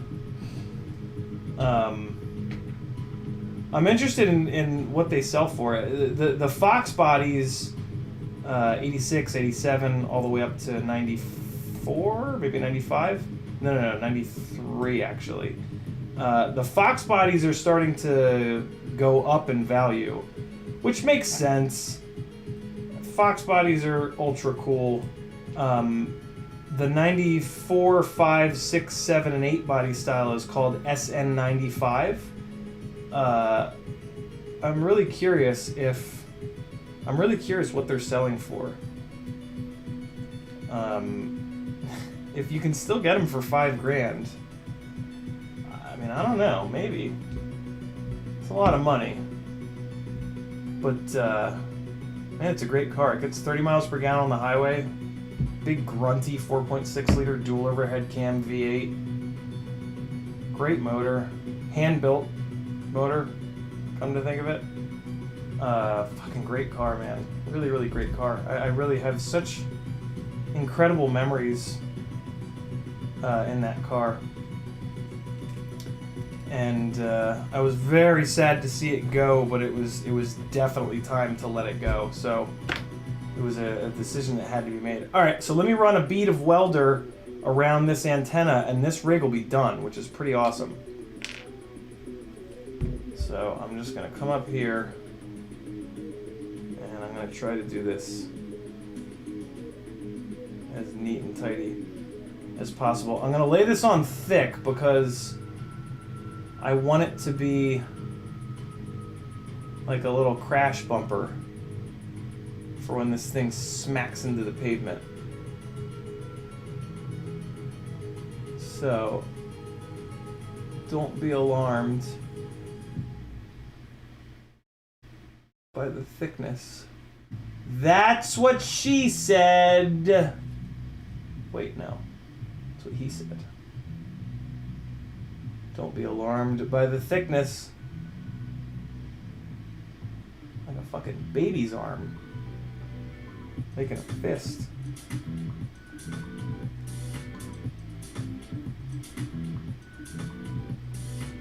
Alright.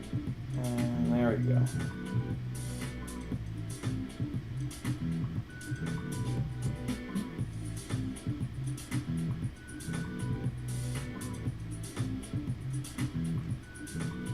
Alright, cool. So, tried to also make it not look totally disgusting and janky as fuck, but I don't know, it's fine. I really smash antennas. Like, I am really hard on antennas. They hit the ground real hard. I put them in a location here where they get really good signal, which is kind of why. If you run like a stubby and sacrifice performance, it's much more durable. But yeah, I would rather replace antennas more often and get better signal. So there we go. All good. Up at a 45-degree angle. When you're nose down, flying forward, this is just up high enough to clear the battery. So this gives you really good signal strength. It's kind of the best antenna mounting solution I've found. It's on a real simple little piece of TPU here. This little antenna setup is 10 grams lighter than running a UFL to SMA and then an SMA antenna, which is the other reason why I really dig this layout here. I'm very interested to see how this does with the welder on that seam of the antenna. I have high hopes. On the wall it goes, so that welder will dry overnight, and yeah, I'll smash the shit out of it tomorrow. Maybe not tomorrow, maybe the next day. FinFPV says, howdy, CiottiFPV, how you doing tonight? Just got back from maidening and tuning a ducted 5-inch prop glide, and I'm super impressed by how it flies. I was expecting full tugboat. Interesting. I'm assuming you're using the Stan FPV molded ducks? He was supposed to send me a set of those, but he never did. DQ says, did you ever experience crunchy newbie drone flow motors out of the box? No. I have 2 out of the 4 I soldered up that are really bad and create a lot of resonance in the arms. The other 2 are smooth. Contact newbie drone, DQ. Make them send you more. That's no good. Yeah, it's no good. That shouldn't be.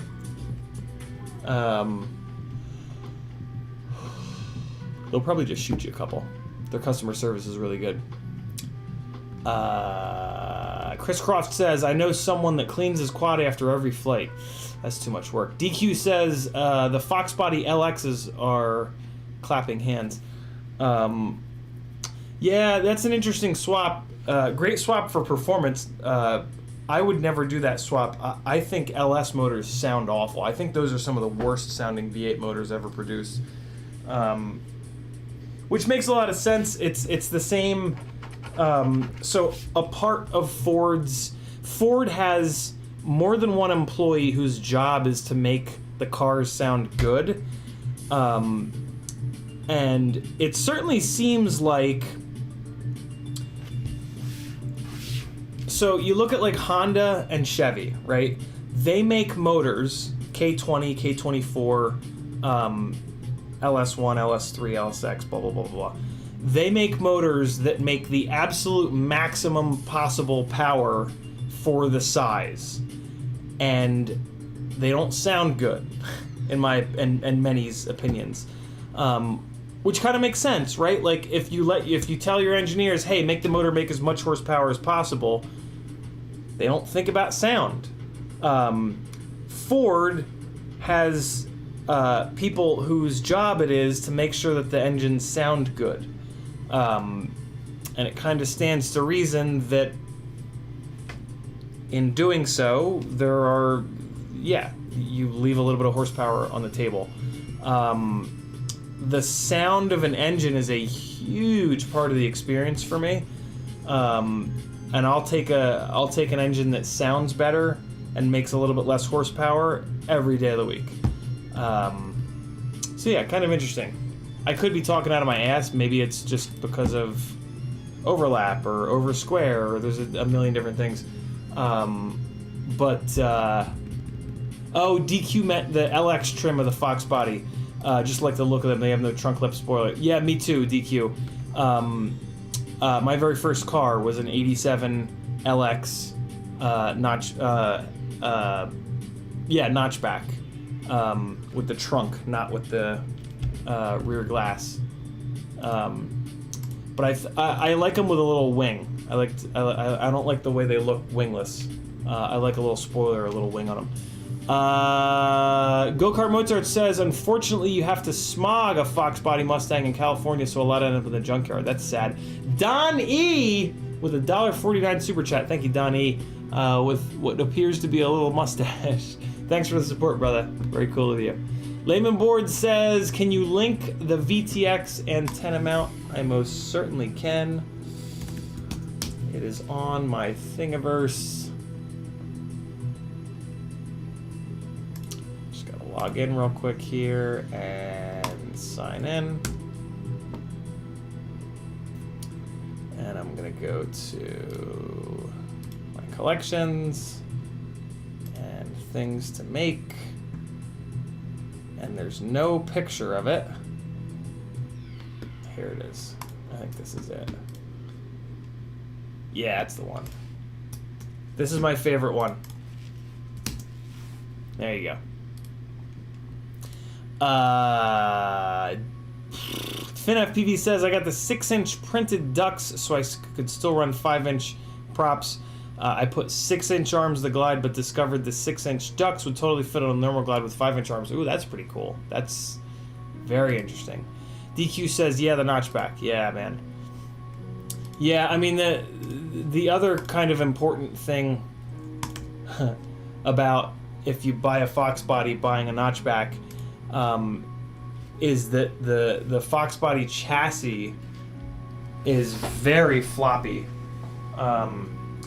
And the notchback version of it is a little bit less floppy. So, yeah, it's kind of putting lipstick on a pig, to be completely honest. But, so I'm not going to put the GPS on this yet, because it's after 10 o'clock already, and there's just a quick fix on this rig. The camera is coming unplugged, I think.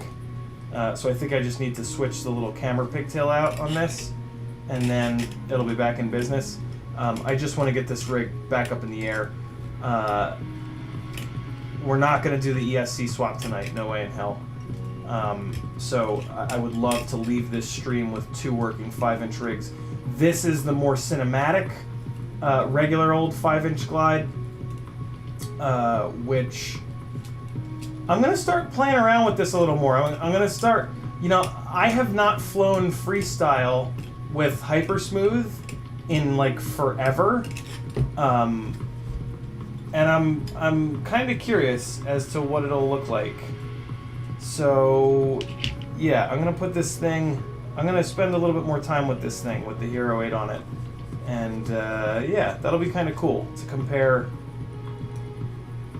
You know, I'm a little bit of an odd duck in that, like, I've spent a lot of time doing things within the tuning and just working on flying very, very smooth.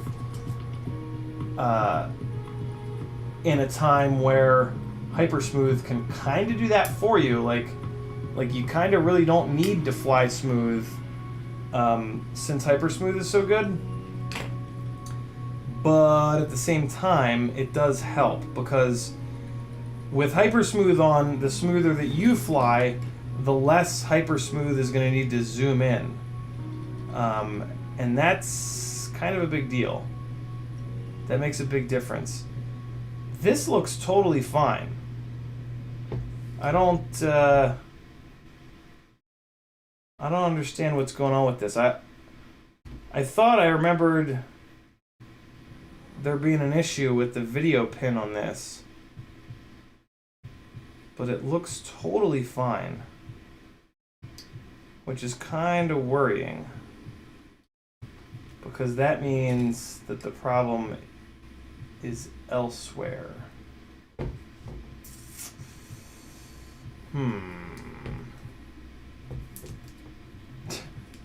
Shitload of black electric tape on this rig. This is the one that went into the fireworks, and I taped up all of the race wires. I wanted as little LED as possible on this rig, so that I could be kind of stealthy in the fireworks. Like, the last thing I wanted was for the people setting the fireworks off to, like, stop setting the fireworks off because they saw some asshole with a drone ripping around inside the fireworks. Oh, and look, another fail on the wrap strap on this little communication bundle. So yeah, it's one of the cool things about these LED race wires is you can just black electric tape over them and turn them off. If you're ever going to do like a cinematic gig, I would definitely do this. I would definitely not go to a cinematic shoot with 40 LEDs blazing on your rig, just in case they're trying to shoot multiple cameras. I mean, like, most of the time when the drone's up in the air, no other cameras are going to be rolling because the drone's going to be in the shot. But if they've got like a shot that they can only do once with like a bunch of explosions going off, for example, then yeah, they might be running multiple cams, and you want to be as low profile as possible. So yeah, top tip, if you ever go to do some cinematic work and you have ARM LEDs or just LEDs in general on your rig, just black electric tape over them. You're gonna look way more professional and potentially piss off less people. Well, shit. Why was this camera shutting off? Is the question.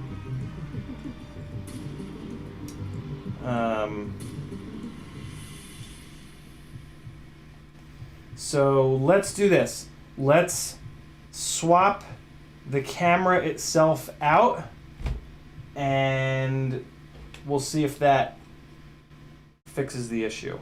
I don't just want to, like, when I unplugged that, it looked totally fine. So it doesn't really make much sense to just plug it all back in and fly it again. Like, I definitely want to change something, but I'm really hesitant to change this plug header because it looks totally fine. So I'm going to kind of blame the camera, and we'll see what's going on. There's a chance that it was the plug header, and maybe like I just didn't have it plugged in all the way, or who the hell knows. But I at least want to change something here, and then the troubleshoot can continue. So let's do that. Take this little bundle of wires here and pull this guy out of it. Okay. So we'll put him there, and I should have another one of those cameras over here. Hey, yes I do. By the way, these Foxeer Toothless 2 Nano Starlight cameras are really good during the daytime. Like, totally fine during the daytime. So I'm gonna do a little bit of head-to-head testing. This camera versus the Predator Nano V2, and if when I'm flying this camera I don't fly any worse, I'm just gonna put these cameras in everything, because then if I'm out flying and it gets dark, I'm covered. Or during the daytime, I'm also covered. So yeah, I'm really impressed by this camera. I really am. At night, it was just insane. It was really, really good at night. Like, stupidly good. Jason Crabtree says, are you running GPS on your glide rigs now? I am not, Jason, but I am gonna put GPS on this rig at some point. It's just not gonna be tonight. Richard agrees on Newbie Drone service. I had 3 cells die in a new pack on Saturday. It was the second time using it. They got back to me today and are sending me a replacement. Yeah, Newbie Drone is awesome. Great shop. Tell him I sent you. Tell him CiottiFPV sends his love. Love from Nepal, from Pro Gaming. Nepal, damn. Our Nepal, people from Nepal are called Nepalese, right? That's a fun word to say. Almost like Nipolese, but not. What would Nipolese mean? Alright, so I'm gonna fish these guys right back through here. Just like a convenient way to take up the extra slack here. Ooh, listen to this jam. This is very 80s Nintendo right here. Ooh, yeah. Give it to me. I need it. Give it. Gimme. Okay. Got that kind of secured there. Pull this camera up front here. Just kind of checking these wires, make sure there's not any breaks. It looks totally fine. Strange. Well, we'll have a little bit of a data point here. I have a feeling that this isn't going to make a difference, but if it doesn't, then I'll, you know, the other reason I'm doing this is I don't remember if when the camera would go out, it was taking the OSD with it. If you lose your camera feed and you still have OSD, then your VTX is fine, and your OSD chip on your flight controller is fine. If you lose your camera feed and you also lose the OSD, that means either your camera is bad, or the wiring between the camera and the flight controller is bad, or the OSD chip on the flight controller could also be bad. So yeah, I'm just trying to sort of narrow things down a little bit right now, and swapping this camera out, like I have this extra camera, so it's like, what the hell, this is a really easy little initial troubleshoot that could fix the issue. So I try to go with the easy troubleshoots first, and then gradually get more involved and annoying with it. Alright, so the camera is sitting a little crooked. So let me just push it around here. It's because the TPU is not happy. Oh, this is a fucking jam here. Okay. Alright. I'm not mad at it, as the cool kids say. I think they also say bruh. B-R-U-H.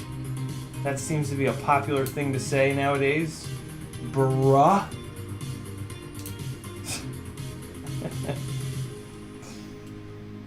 Alright. Tuck that away in there. Grab this little fella. Plug him in. And so the camera only drops, it's really weird. The camera only drops out when I land. I plug the rig in, I go out and fly, it's totally fine. But then when I land, almost like it's from, it almost seems like it's from the shock of landing. The camera went out a couple of times. Very, very weird. Very weird. So yeah, I don't really know what that's all about, but maybe this will fix it. If it doesn't fix it, I'll at least know what it isn't. So let me throw a little zip tie action on here. Since these wrap straps are don't seem to be happy with being used in this situation.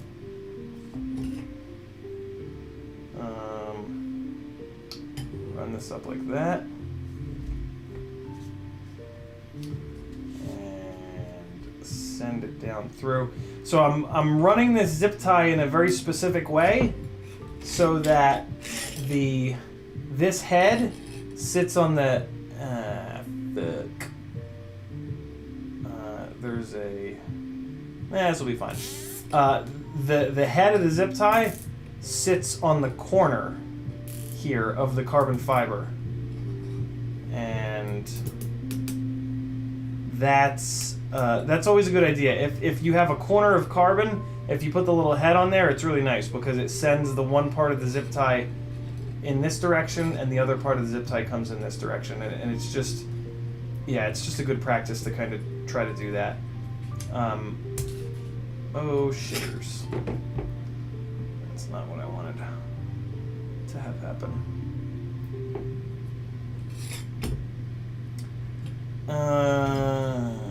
Thick. Ah, there we go. There we go, there we go, there we go. Okay, so that's gonna just kind of hang out up in there. And again, don't want to crank this. Just give it a little love there. And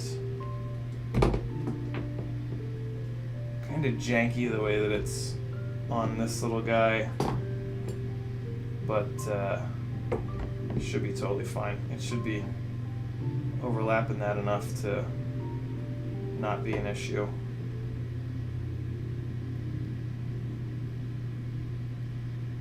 Come on, get under there.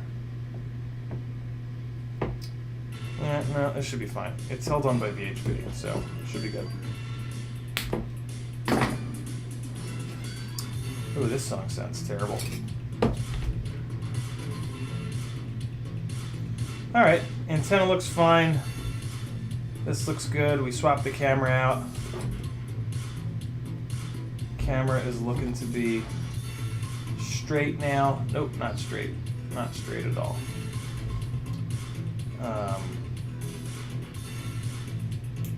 Whoa. Pushed on that a little too hard there. Let's just work this TPU up and down a little bit. That should straighten the camera out. Okay, push that one up. Push this one down a little bit. It's just something you gotta sort of pay attention to when you mount your cameras on TPU. Is just take a look at them from the underside there. Wait. See how it's crooked? See how it's crooked?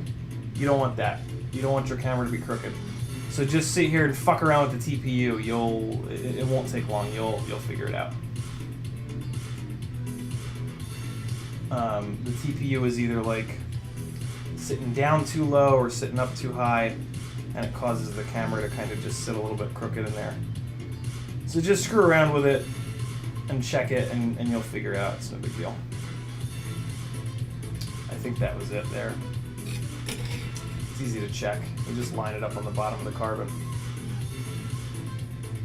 Halfway through.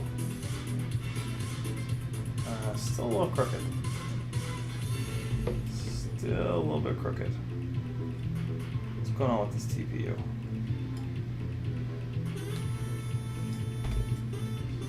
Admittedly, this is one of the things, this is definitely one of the annoyances of TPU as a camera mount.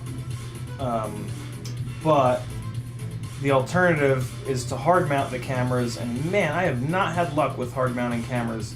It just breaks the camera. It breaks the case of the camera. And that's way worse than having to spend a couple of minutes screwing around with this. And see, so I'm almost there. This is almost good to go.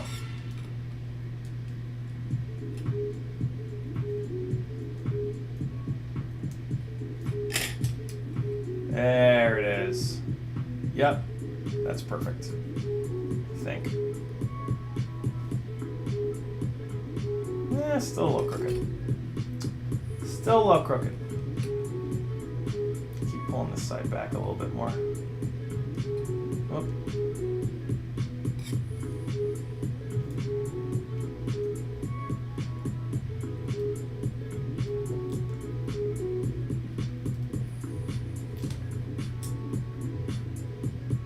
Oh, I pulled that side back too far. Whoops. Wait, no, I didn't. No, I didn't.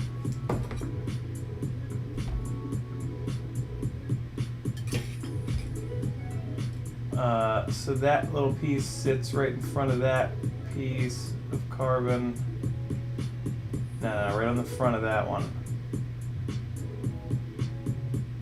Right on the front of that one. Yeah, I need to push this side forward a little bit. right side needs to go forward a little bit. So let's do that.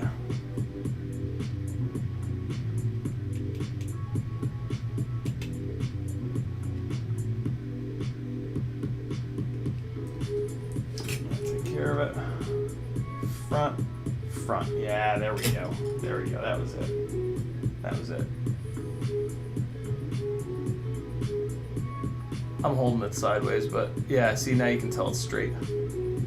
Yep, and now it'll stay. Like, the nano cameras are so lightweight that once you get it centered like that, like, you're done. So this thing is now all set, right? I just wanted to do the intro step in troubleshooting that camera, so we're good here. I'm tempted to pull the props off and spin these motors up, but I did that before the fireworks, so, and I haven't crashed it since, so there's no real reason that this shouldn't be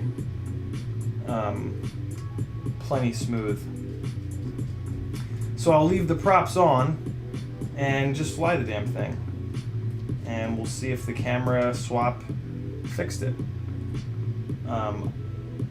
I kind of hope that it didn't, because that means that this camera is bad, which is kind of annoying because I'm way outside of the return window. But I don't know, maybe Pyro will hook me up, you never know. Oh, chat's blown up. DQ says I run the Toothless 2 on some of my builds, cheaper than the Predator, and it has a bigger sensor. I didn't realize that has a bigger sensor. That's pretty cool. Quadzimoto's in the house. He says, what props are those? These are GemFan 5143s, my favorites, and probably your favorites if you start running them. FPV NYC Dream says hello. E-Doc says, bruh is so 2018. Well, that's good, because I never liked it to begin with. Diddy FPV says, I had a camera that did that, and I just replaced it. Maybe try reflowing all the solder and toss it in the oven. Now, you know, I just lean on these resellers to replace the stuff. Like, there's just no reason that they should have sent me a blown up camera. And like, if we don't make them return this stuff to Foxeer, then Foxeer will have no real motivation to make better camera, to have better quality control. So I'm a big proponent of send shit back. Make them at, you know, you paid good money, you paid your hard-earned money to get a working camera. If it don't work, send that shit back. Don't start reflowing it and shit, because once you've reflowed it, if that doesn't fix it, you're totally fucked. At least now, you know, they'll potentially accept the return. That's sort of my approach. And I'm sticking with it.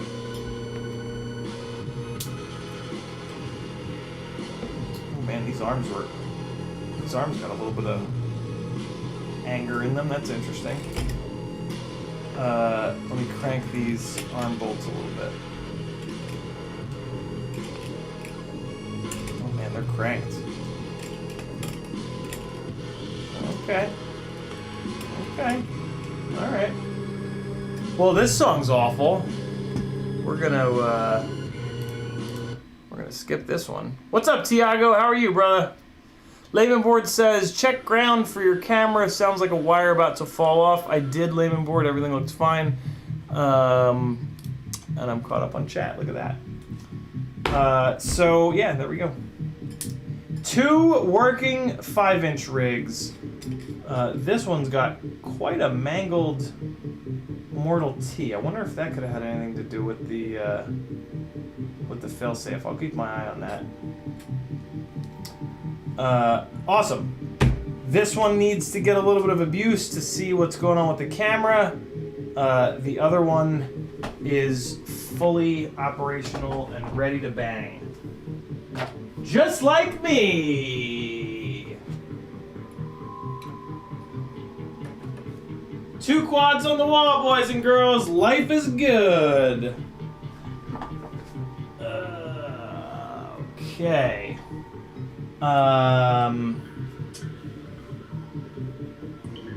Yeah. Awesome. Cool. I think that's gonna do it for the night. We are 2.5 hours in. Covered some good ground. Talked some shit. I lied about shrimp wrap a bunch. That's all that matters. Telling some lies, hanging out, good people. Love you guys. Here comes some flying. What can I show you?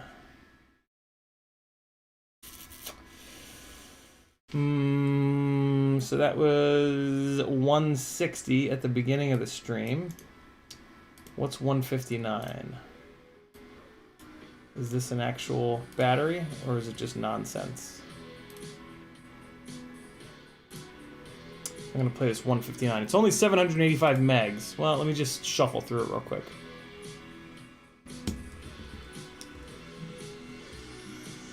Oh, for Christ's sakes. Come on, Inna. Don't do that to me. 59, there we go. 59. Oh no, we're good. Yeah. Alright, boys. Enjoy this. This is from the Before the Flow State documentary private showing. This is Club Metropolitan, one of my favorite spots here in Atlanta. I'll see you guys on Friday. 4-inch Friday. We're gonna try to get through the rest of the 250. I'll try to do a, you know what I'm gonna go do? I'm gonna go do an Assetto Corsa stream. What do you think of that? OG Assetto Corsa, not ACC, not Assetto Corsa Competizione, OG Assetto Corsa, which I just borrowed from my dad. So yeah, if you're into cars, stay tuned for that. I gotta get some food first, though. I'm hungry as shit. Get yourself a nice t-shirt over on Teespring. Click some buttons down below. Go to CiottiFPV and click some buttons. Join my Patreon. Do all the things. And I'll keep bringing you guys this 5-star content almost every day. Cool? How's that sound? Deal? Thanks for hanging, boys and girls. Hey, do me a favor. Spread the word around. I need to get the Patreon going. Man, the Patreon is taking a real hit. Tell your friends. Post some shit in your local Facebook group. Do something. Do me a favor. Do something. Grab the fireworks edit. Send the fireworks edit out with my website or your favorite live stream or something like that. Let's see if we can get the Patreon back on its feet. I took a big hit in April, sending out so many giveaways with so many of my own parts, and I thought that it would pay off in the end. I thought I would get a nice big. I did get a nice big bump on Patreon, but apparently a lot of people only subscribed for April. So the Patreon is actually now down below where it was in the beginning of April, which is kind of scary. So if you have a minute, do me a favor, spread the word around. See if you can convince some of your buddies or local pilots to get on board and to join the collective, because you know they're gonna like it. You know they are. Thanks for hanging out, friends. Love you guys. Here comes some flying. I'll see you on Friday. I'll see some of you that like cars in probably half hour, maybe an hour. Wait.